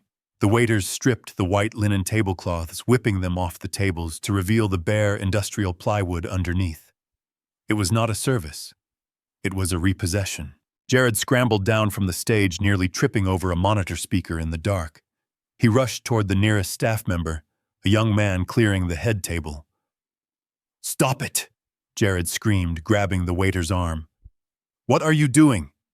I did not authorize this. Put that back." The waiter pulled his arm away without looking at Jared, continuing his work with robotic precision. Jared spun around, his face twisted in a mix of rage and rising panic. He saw Henri standing near the main exit holding a large flashlight. Henri was not directing the staff to serve food. He was directing them to evacuate the assets.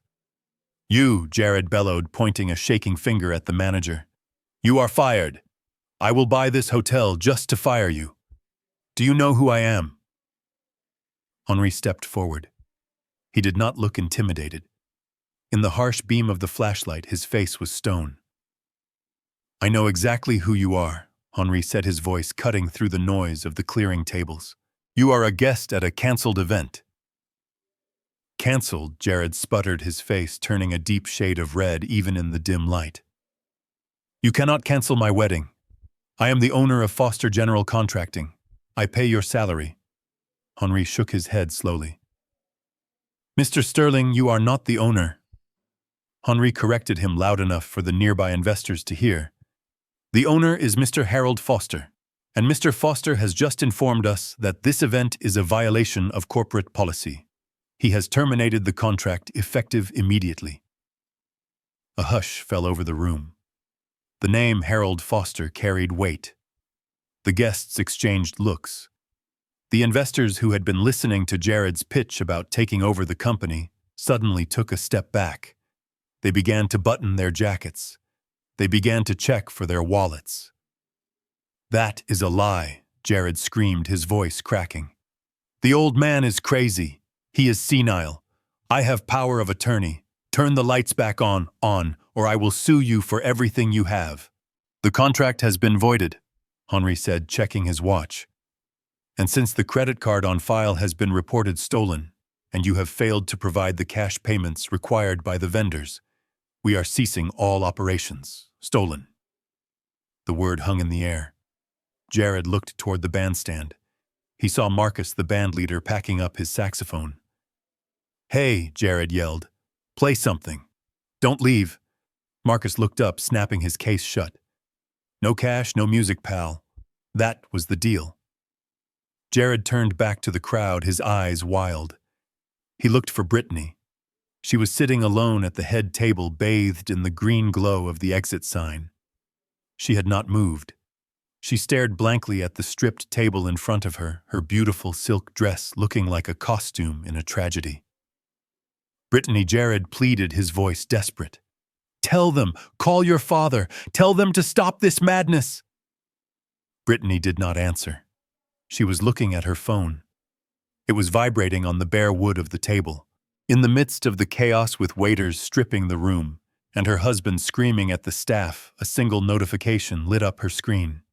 It was a text message. She picked it up with trembling fingers. Her breath caught in her throat as she saw the sender. Dad. She opened the message. There were no angry words. There was no lecture. Just 2 short sentences that hit her harder than a physical blow. My wedding gift. Do you like it? Brittany stared at the words. The tears finally spilled over, ruining her makeup, running in black streaks down her face. She looked up at the dark room. She looked at Jared, who was now being restrained by 2 security guards as he tried to force his way toward the breaker panel. She looked at the guests who were fleeing the room, whispering about fraud and embarrassment. She realized then that her father was not the helpless old man she had mocked. He was the architect of this entire destruction.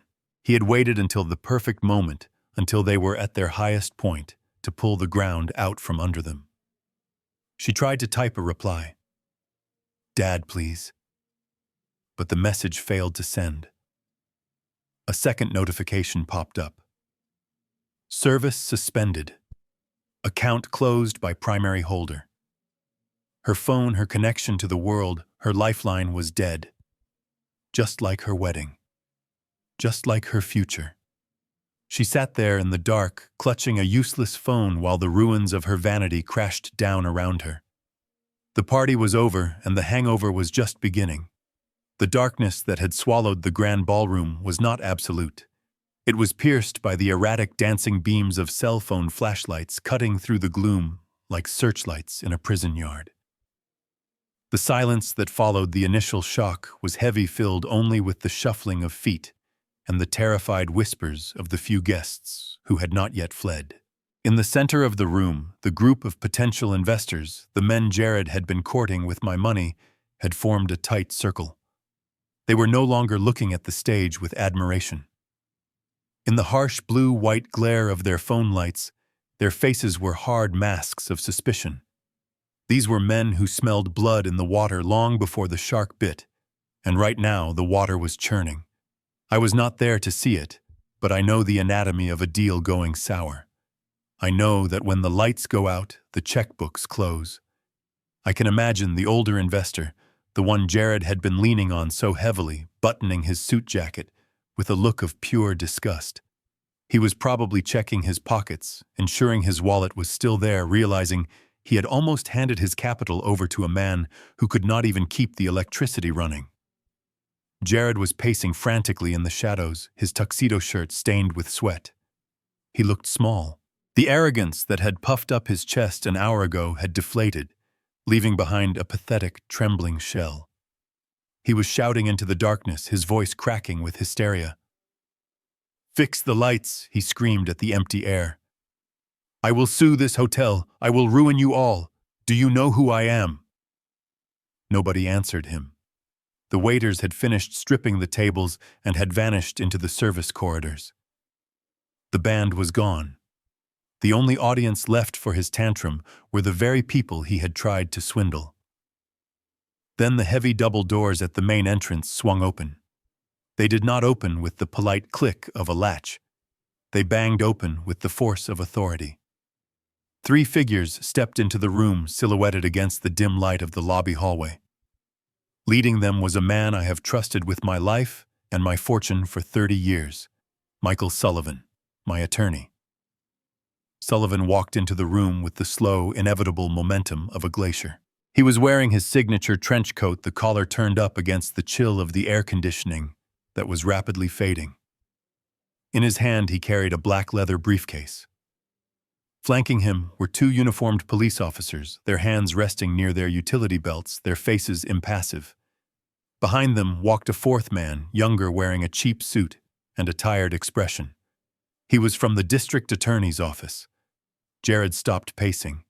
He squinted into the light, raising a hand to shield his eyes. "Who is that?" Jared demanded, his voice trembling. "Is that the maintenance crew? About time. Get the power back on." Sullivan did not stop walking until he was standing 10 feet from Jared, right in the center of the beam of light cast by the investors' phones. He looked at Jared with the cold, detached curiosity of a scientist examining a bug under a microscope. "I am not maintenance," Jared Sullivan said, His voice was calm, deep, and carried effortlessly through the silent room. Jared blinked. He recognized the voice. He took a step back. Jared stammered. "What are you doing here? Did Harold send you? Tell him to stop this joke. It is not funny." Sullivan placed his briefcase on a bare plywood table. He clicked the latches open. The sound was sharp like a gunshot in the quiet room. "It is not a joke," Sullivan said. "And Harold did not send me to negotiate. He sent me to deliver the bill." Sullivan reached into the briefcase and pulled out a thick stack of documents. The paper was heavy legal bond. He held it up so the investors could see the official seal of the Cook County Court stamped in red ink on the front page. "Gentlemen," Sullivan said, turning slightly to address the investors, "I apologize for ruining your evening, but I believe you will want to hear this. It might save you from making a very expensive mistake." The investors did not move. They watched, fascinated by the sudden shift from wedding to courtroom. Sullivan turned back to Jared. He adjusted his glasses. "Jared Sterling Sullivan," announced. The formality in his tone froze the blood in the room. "You are under arrest." "Arrest?" Jared laughed, but it was a jagged, terrified sound. "You are crazy. Arrested for what? For a bad wedding." Sullivan began to read from the document. "For 18 counts of wire fraud, for identity theft in the first degree, for the forgery of corporate documents, for tax evasion, and for the attempted grand larceny of the property located at 42 Oak Street." The words hung in the air like toxic smoke. Grand larceny, forgery, wire fraud. Jared's face drained of all color. He looked like a ghost. He took another step back, shaking his head violently. "Lies," Jared shouted. "That is all lies. Harold signed those papers. He gave me permission. He is senile. He forgets things. You are taking advantage of a sick old man." Sullivan lowered the paper. He looked at Jared with pure contempt. "We have the forensic analysis of the signature, Jared. The ink was barely dry when we scanned it. We have the IP address logs from your computer showing the transfers to your personal crypto wallet. And we have the testimony of the bank manager regarding the loan application you submitted yesterday." Sullivan signaled to the officers. They stepped forward. The heavy jingle of handcuffs echoed in the silence. Jared panicked. It was a primal, stupid reaction. He looked at the side exit, his eyes wild. He tensed his muscles to run. "Do not do it, son," one of the officers warned, his hand moving to his taser. Jared lunged. He tried to sprint toward the service door, but his expensive Italian loafers slipped on the polished floor. He crashed into a stack of chairs, sending them clattering to the ground. He scrambled on his hands and knees, trying to crawl away, his tuxedo tearing at the shoulder. It was a pathetic sight. The man who wanted to be a king was crawling on the floor like a rat. The officers were on him in a second. They hauled him to his feet, spinning him around. He was sobbing now, tears and snot running down his face. "Get off me," Jared screamed. "I am innocent. Brittany, tell them." The handcuffs snapped shut. Click, click. The sound of the steel ratchets locking into place was the final period at the end of his sentence. Jared struggled, twisting his body, looking desperately for his wife. "Brittany," he shrieked. "Tell them your father is crazy. Tell them we had a deal. Do something." Brittany was standing near the head table. She had not moved since the lights went out. She was bathed in the sickly green light of the exit sign, looking like a statue of grief. Her makeup had run, turning her eyes into dark, hollow pools. She watched her husband, the man she had betrayed, her father, for being manhandled by the police. She looked at the investors. They were already walking away. They were stepping over the debris on the floor, avoiding eye contact with her. They did not look at her with sympathy. They looked at her with the same judgment they had for Jared. To them, she was not a victim. She was an accomplice. She was the woman who had stood by and smiled while her husband tried to rob them. Brittany felt a cold wave of nausea wash over her. She realized with a terrifying clarity that her life was over. The country club memberships, the galas, the respect of high society, it was all gone. It had been shredded along with her father's credit card. She took a step toward Jared, her voice barely a whisper. "You told me it was legal," she said, her voice trembling. "You told me Dad signed it." Jared stopped struggling. He looked at her. His eyes were not full of love. They were full of venom. "Shut up," he spat at her. "You knew. You wanted the money just as much as I did. You are the one who told me where the safe was. Do not act innocent now." The words hit her like physical blows. He was throwing her under the bus. Their partnership, their great romance dissolved the moment the handcuffs went on. The officers began to march Jared toward the exit. He was still screaming, blaming everyone but himself. Sullivan watched him go. Then he turned his attention to Brittany. He walked over to where she stood. He did not offer her a handkerchief. He did not offer a comforting hand. He looked at her with the sad, tired eyes of a man who had watched her grow up, a man who had given her birthday presents, a man who had hoped she would be better than this. Brittany looked at him. "Mr. Sullivan," she whispered, "please, help me. I have nowhere to go." Sullivan reached into the inside pocket of his coat. He pulled out a white envelope. It was not thick. It was thin, sharp, and precise.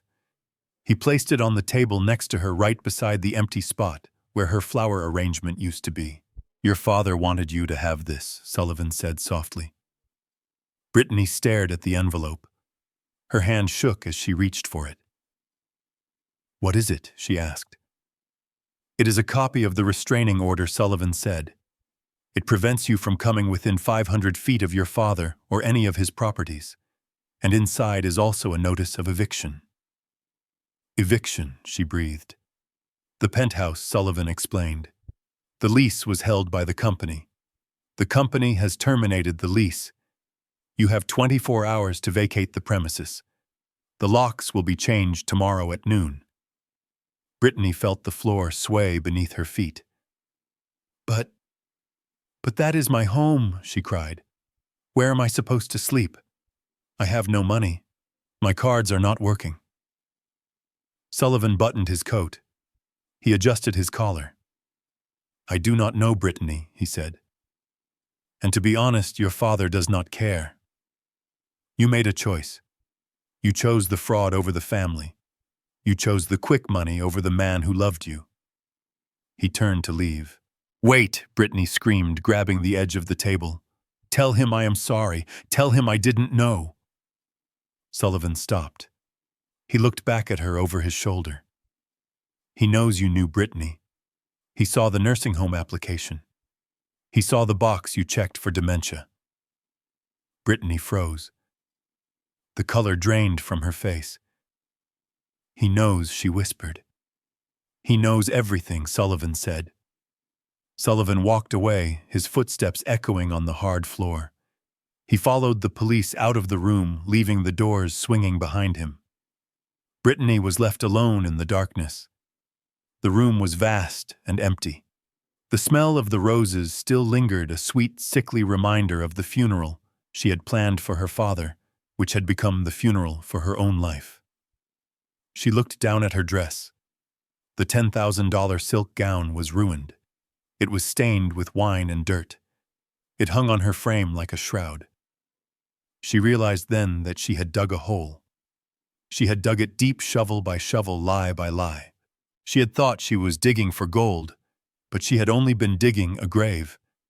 And now, as the last of the emergency lights flickered and buzzed, she realized she was standing at the bottom of it, and there was no one left to throw her a rope. She sank to the floor, her white dress pooling around her like spilled milk, and buried her face in her hands. She screamed a long, guttural sound of regret, but the only answer was the hum of the silence and the darkness that covered her like a heavy blanket. The show was over. The audience had gone, and the star of the show had been canceled. I walked into the 18th District Police Station just after midnight. The air inside smelled of stale coffee floor wax and misery. It is a smell I know well from my years in construction, dealing with permit offices and job site accidents, but tonight it smelled different. It smelled like the end of a bloodline. The fluorescent lights were humming with a low, irritating buzz that seemed to drill right into my temples. I adjusted my coat, feeling the weight of the file folder tucked under my arm. It was not a thick file, but it contained enough poison to kill whatever love I had left for the man my daughter had married. The desk sergeant looked up as I approached. He was a heavy-set man with tired eyes. He recognized me. I had built the extension on this very precinct 5 years ago. "Mr. Foster," he said, nodding respectfully, but with a look of pity that made my stomach turn. "We have them in separate holding cells. The husband is making a lot of noise, demanding his phone call, demanding a lawyer." "I am not here for the husband." I said, my voice flat. "I am here to see my daughter." The sergeant nodded slowly. "She is in interview room 2. She has not stopped crying since she got here." I walked down the hallway, my footsteps echoing on the linoleum. I passed the holding cell where I could hear a muffled voice shouting about lawsuits and rights. It was Jared. He sounded like a trapped rat squealing and scratching at the walls. I did not stop. I did not look. He was no longer my problem. He was the state's problem now. I reached interview room 2 and pushed the door open. Brittany was sitting at a metal table, her head buried in her arms. Her white wedding dress, now gray with dirt and wrinkled beyond repair, looked ridiculous in the stark setting of a police interrogation room. It was a costume from a play that had been canceled mid-performance. She looked up when she heard the door close. Her face was a mess. Her mascara had turned into black tears that stained her cheeks, and her eyes were red and swollen. For a second, just a split second, I saw the little girl who used to scrape her knees and run to me for a bandage. "Daddy," she sobbed, scrambling out of the chair. She rushed toward me, her hands reaching out.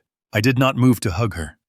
I stood still, my arms at my sides, a statue of judgment. She stopped a foot away from me, sensing the coldness radiating from my body. "Daddy, you have to help us," she pleaded, her voice hysterical. "This is all a mistake." "Jared said the bank made an error. You have to post bail. Please, get us out of here. I cannot spend the night in jail. I am a bride." I looked at her. I looked at the delusion that was still clinging to her mind like a disease. She was standing in a police station, accused of fraud, evicted from her home, and she still believed the lie. She still believed that Jared was a victim. She still believed that I was just the bank account that would fix everything. "Sit down, Brittany," I said. She blinked, confused by the harshness of my tone. "But Dad, we need to call a lawyer." Jared said, "I do not care what Jared said," I interrupted, my voice rising slightly. I said, "Sit down." She flinched and backed away, sinking slowly into the metal chair. She wrapped her arms around herself, shivering in the cold air conditioning. I pulled the chair out from the opposite side of the table and sat down. I placed the file folder in front of me. I did not open it yet. I just rested my hand on it. "You think I am here to bail you out?" I asked quietly. She nodded, wiping her nose with the back of her hand. "Of course. You are my father. You cannot leave me here. And you have to help Jared. He is family now." I let out a short, dry laugh. It was a sound devoid of humor. "Family," I repeated. "Is that what you call it? Was it family when you forged my signature to steal my house? Was it family when you filled out the application to lock me in a dementia ward so you could spend my money without guilt?" Brittany looked down at the table.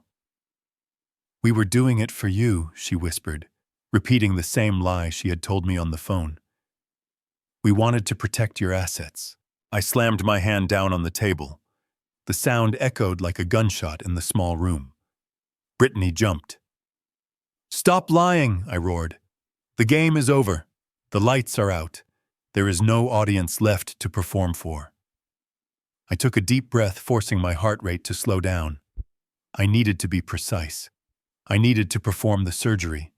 "I am not here to post bail, Brittany. I am not here to hire you a lawyer.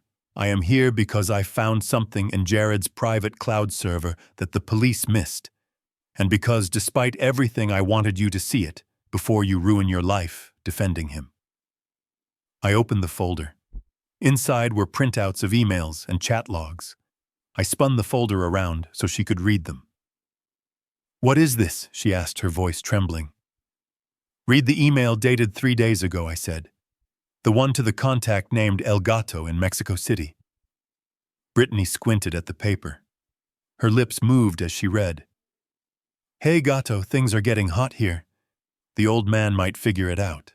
If the loan does not come through, I need an exit. I am coming down on Sunday. I will bring the girl. She is worth at least $50K. You can use her for the club. Just clear my debt and let me walk." Brittany stopped reading. She stared at the paper. She shook her head. "I do not understand," she said. "What does this mean?" "Use me for the club." I leaned forward. "It means he was selling you Brittany." She looked up at me, her eyes wide with horror and denial. "No," she whispered. "No. He loves me. We were going to Cabo for our honeymoon."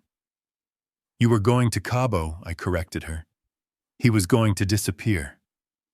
Jared owes money to people who do not file lawsuits. He owes money to the cartels. He gambled away everything he stole from me, and he gambled away money he did not have." I pointed at the paper. "He was not taking you on a honeymoon. He was taking you to pay his bill. He was going to hand you over to human traffickers to square his debt, and then he was going to vanish with whatever cash he could squeeze out of my company accounts." Brittany pushed the paper away as if it burned her fingers. "That is not true," she screamed. "You made this up. You are trying to separate us. He loves me." "He loves himself," I said brutally. "He was willing to trade you like a used car to save his own skin. He calls you the girl. He put a price tag on you, $50,000. That is what you are worth to him." I watched her face crumble. I watched the walls of her denial crack and collapse. She looked at the email again. She recognized his writing style. She recognized the email address. She started to shake, a deep, violent tremor that started in her core. He wouldn't," she stammered. "He would," I said. "And he would have done it tomorrow. If I hadn't canceled that wedding, if I hadn't had him arrested tonight, you would be on a plane to Mexico right now. You would never have come back." I sat back in my chair. "I saved your life tonight, Brittany. I destroyed your party, humiliated you, and I had your husband arrested. And by doing so, I saved you from a fate worse than death." She put her head in her hands and began to wail. It was a sound of pure, unadulterated pain. It was the sound of a woman realizing that the man she slept next to was a monster. I sat there and watched her cry. I did not comfort her. I could not. The bridge between us had been burned, and the ashes were still hot. After a few minutes, her sobs turned into quiet hiccups. She looked up at me. She looked small. She looked young. "Dad," she whispered, "I am sorry. I was so stupid. Please, take me home." I looked at her. I wanted to say yes. I wanted to say, "Come on, let's go." I wanted to drive her back to the house and make her hot chocolate like I did when she was 10. But I couldn't. If I took her home now, she would never learn. If I bailed her out, she would never grow up. She would just be the victim again. She would wait for me to fix her mistakes. I stood up. I buttoned my coat. "I cannot take you home, Brittany," I said softly. Her eyes widened. "What? Why?" "Because you do not have a home," I said. "The penthouse is gone. And my house is for family. And right now I do not know who you are. Dad, please, she begged, reaching for my hand. Do not leave me here. It is jail. It is a consequence, I said. You signed the loan papers. You committed fraud. You need to face that. I reached into my pocket and pulled out another document. It was a single sheet of paper. This is why I really came, I said. I placed it on the table. What is this? She asked, looking at it through her tears. It is a revocation of will, I said. I watched the words sink in. As of this morning, I have removed you as the beneficiary of the foster trust. I have removed you from the company leadership. I have removed you from my life insurance policy. Dad. No, she cried. I am donating my estate to a charity that helps victims of financial elder abuse, I said. It seems appropriate. I turned to the door. I am leaving now, Brittany. The police will question you. If you are smart, you will tell them everything. You will testify against Jared. You will tell them about the forgery. If you cooperate, maybe they will go easy on you. Maybe you will just get probation. And if I don't, she asked, her voice terrified. Then you will go to prison, I said, and I will not visit you. I opened the door. The noise of the police station rushed in loud and chaotic. Dad, she screamed one last time. I stopped. I did not turn around. Goodbye, Brittany, I said. I hope you find yourself. Because the daughter I raised died the moment she signed that power of attorney. I walked out of the room. I walked past the sergeant. I walked out into the cool night air. I was alone. I had no wife. I had no daughter. I had no heir. But as I walked toward my truck, I took a deep breath. The air tasted clean. For the first time in years, I did not have to worry about who was lying to me. I did not have to worry about protecting anyone. I was free. And freedom, I realized, was worth every penny I had lost. The morning sun that rose over the suburbs of Chicago was cruel. It was bright, cheerful, and completely indifferent to the woman stumbling out of a taxicab in front of the large brick house on Oak Street. Brittany looked like a ghost of the girl who had left this house 24 hours ago. Her silk dress was gone, replaced by a pair of oversized gray sweatpants and a stained t-shirt that a sympathetic female officer had given her from the lost and found bin. Her hair was matted, pulled back into a messy bun, and her face was scrubbed clean of makeup, revealing the red, puffy eyes of a woman who had spent the night crying in a holding cell. She stood on the sidewalk and stared at the house. This was her safety net. This was the place she always came back to when the world was too hard. No matter how much she had messed up, no matter what lies she had told, she believed, deep down, that this door would always be open. Her father might be angry, she thought. He might yell. He might lecture her about responsibility. But he would let her in. He would make her coffee. He would let her sleep in her old room with the pink walls, and eventually he would fix it. He always fixed it. She reached into her cheap plastic bag, the one the police gave her to hold her personal effects, and pulled out her keychain. Her hands were shaking as she walked up the driveway. She did not have money to pay the taxi driver.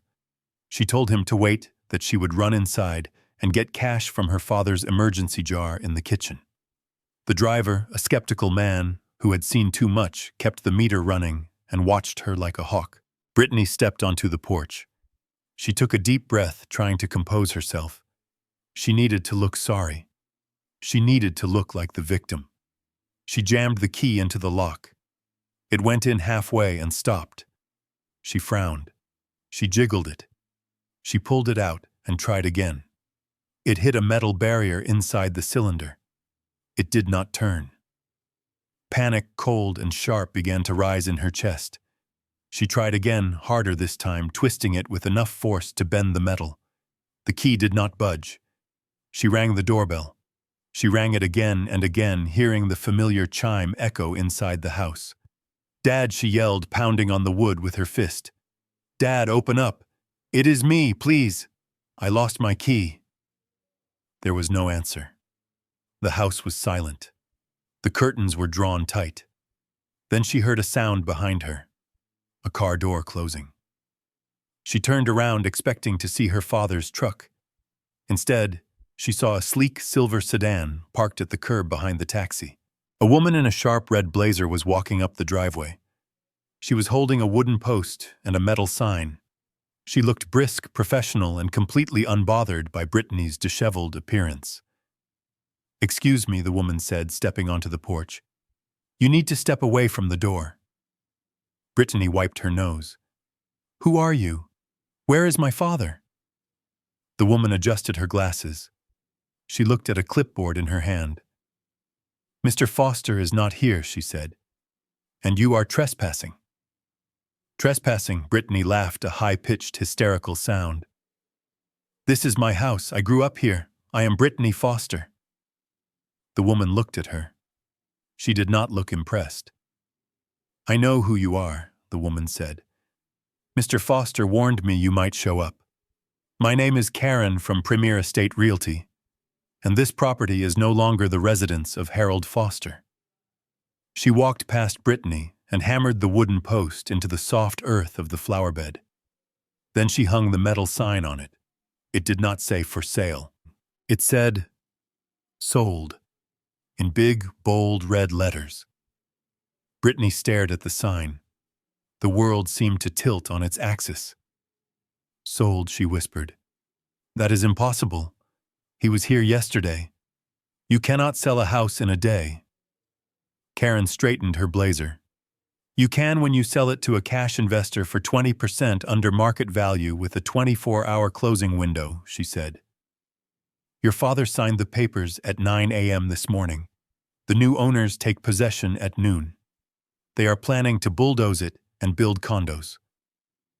Bulldoze it. The words hit Brittany like a physical blow.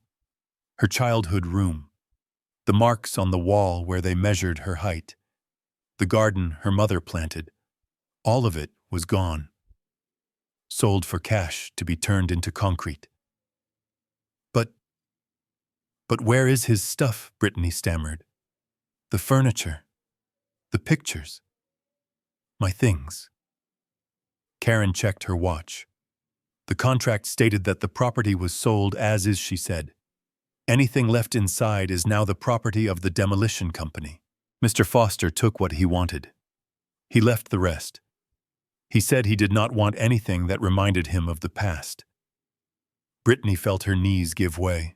She slumped against the brick wall. He had erased her. He hadn't just moved out. He had scorched the earth. From the street, the taxi driver honked his horn. He rolled down the window. "Hey, lady," he shouted. "I am waiting." $40.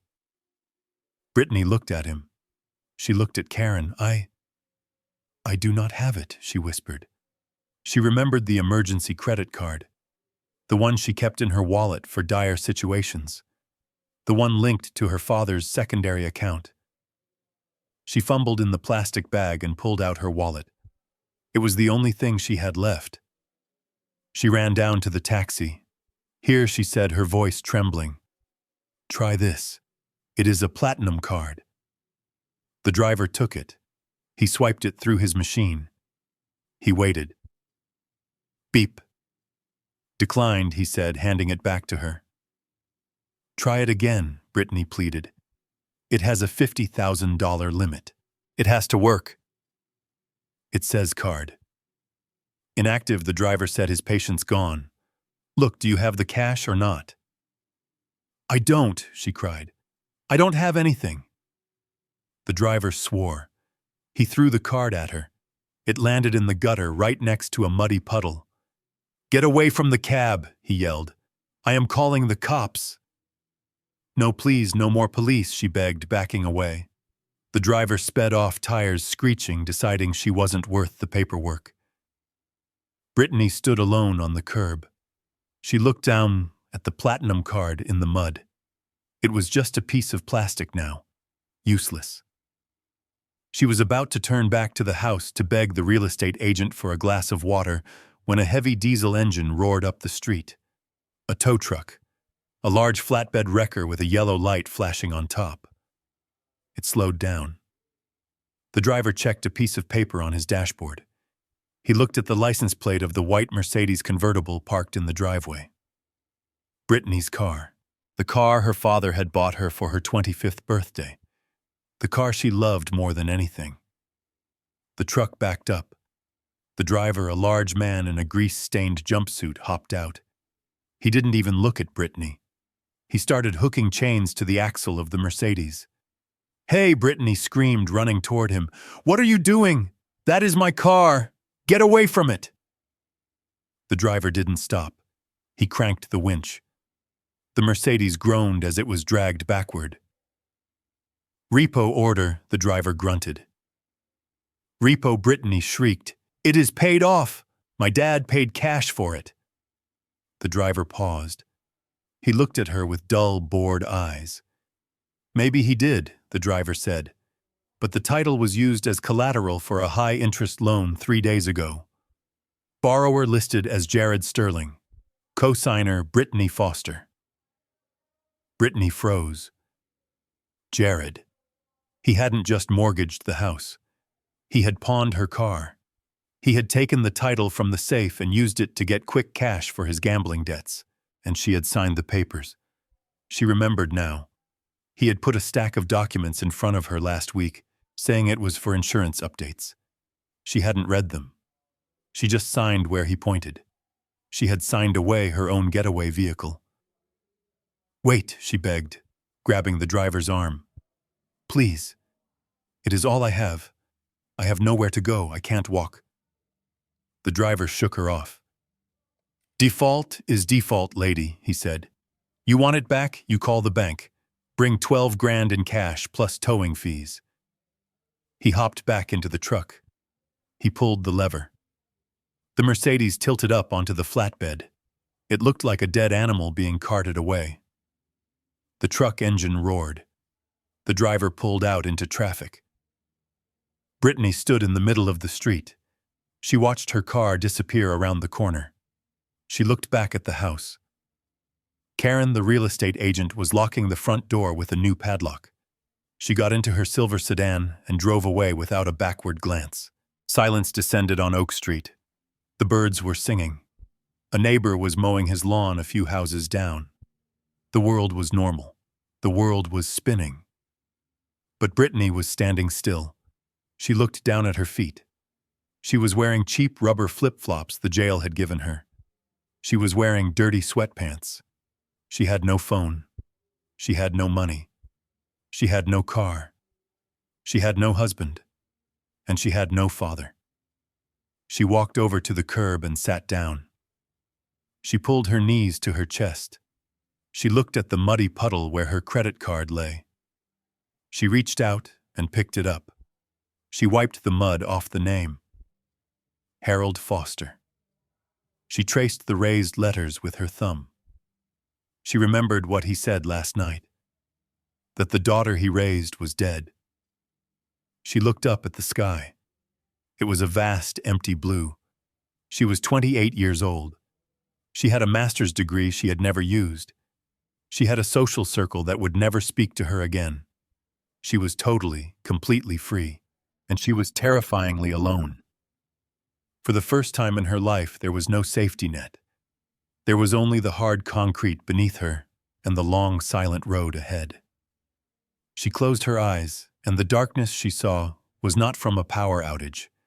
It was the darkness of her own future stretching out endlessly before her. The coffee shop was located on the outskirts of the city near the interstate highway. It was a neutral ground, a place where truckers and travelers stopped for a quick caffeine fix before moving on to better places. I sat in a booth near the window watching the cars rush by. My hands were wrapped around a warm mug of black coffee, but for the first time in weeks, they were not shaking with rage or anxiety. They were steady.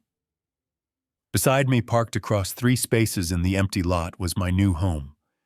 It was a 40-foot Winnebago, a recreational vehicle shining in the morning sun. It was the vessel of my freedom purchased with the cash from the quick sale of the house on Oak Street. I checked my watch. She was late, but I was not in a rush. I had nowhere to be and no deadlines to meet. 10 minutes later, the door opened. Brittany walked in. I almost didn't recognize her.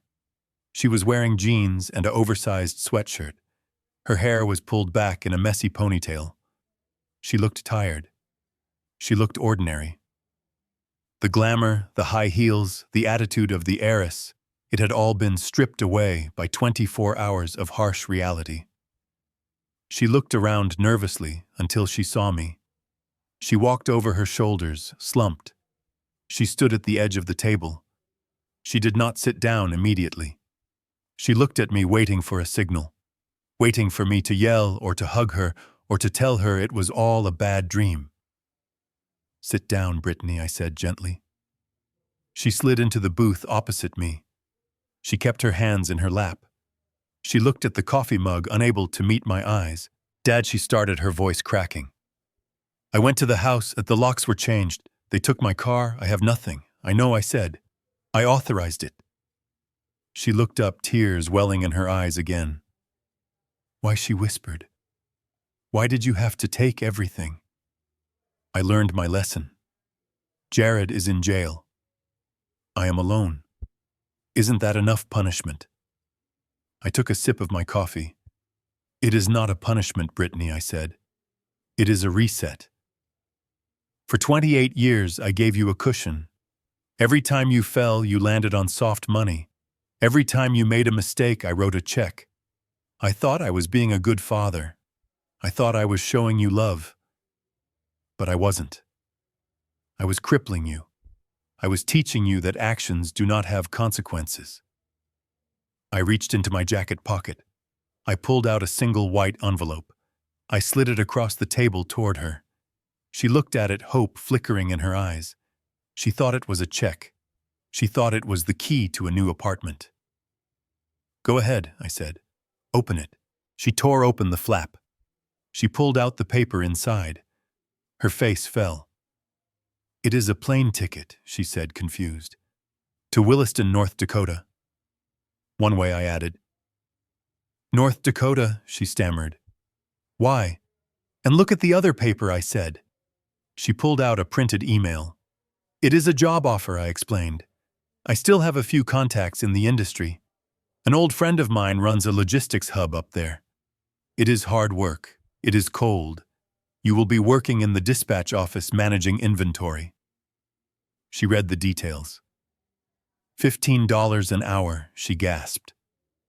"Dad, I cannot live on $15 an hour." "Millions of people do, Brittany," I said. "And now so will you." I leaned forward. "You have a choice. You can stay here in Chicago. You can try to find a couch to sleep on. You can try to find a job with your degree and no references. Or you can get on that plane tomorrow morning. My friend has a room you can rent above the garage for $300 a month. It is warm. It is safe. And it is far away from the mess you created here." Brittany stared at the ticket. "But it is in the middle of nowhere," she cried. "Exactly," I said. "It is a place where nobody knows your name. Nobody knows you are the girl who tried to defraud her father. It is a place where you can start over, where you can earn your own money, where you can build your own self-respect." I stood up.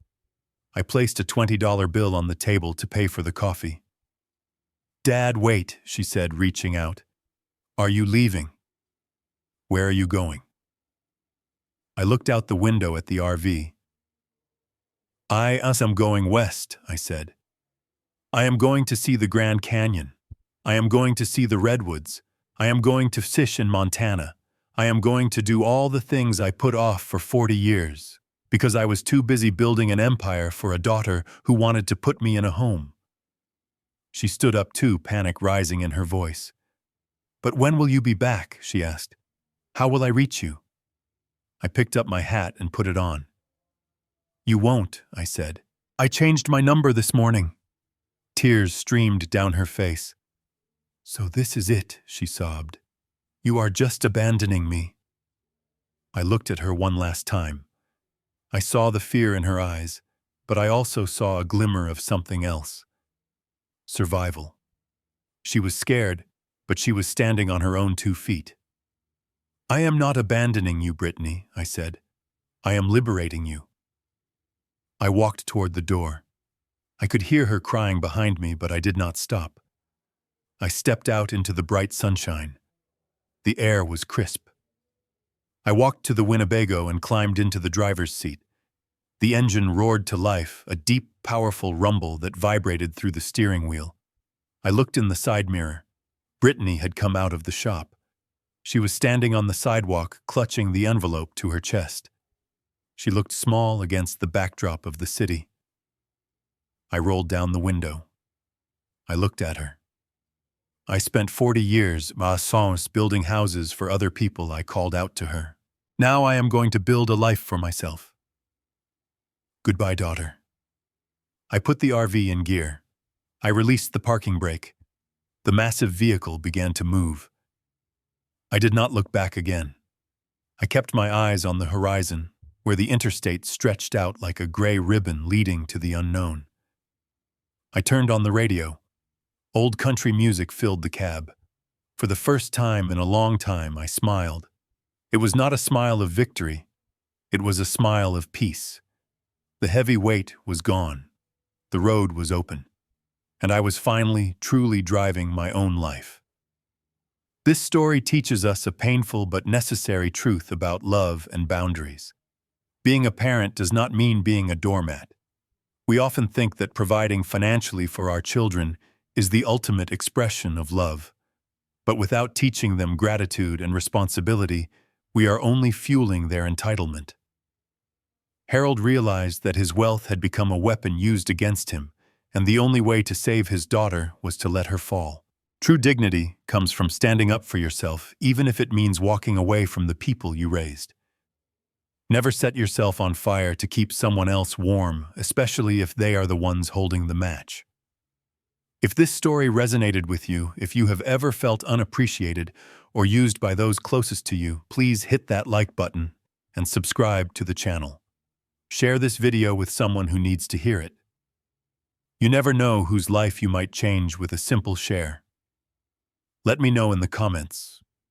Would you have given Brittany a second chance, or did Harold do the right thing? I read every single comment.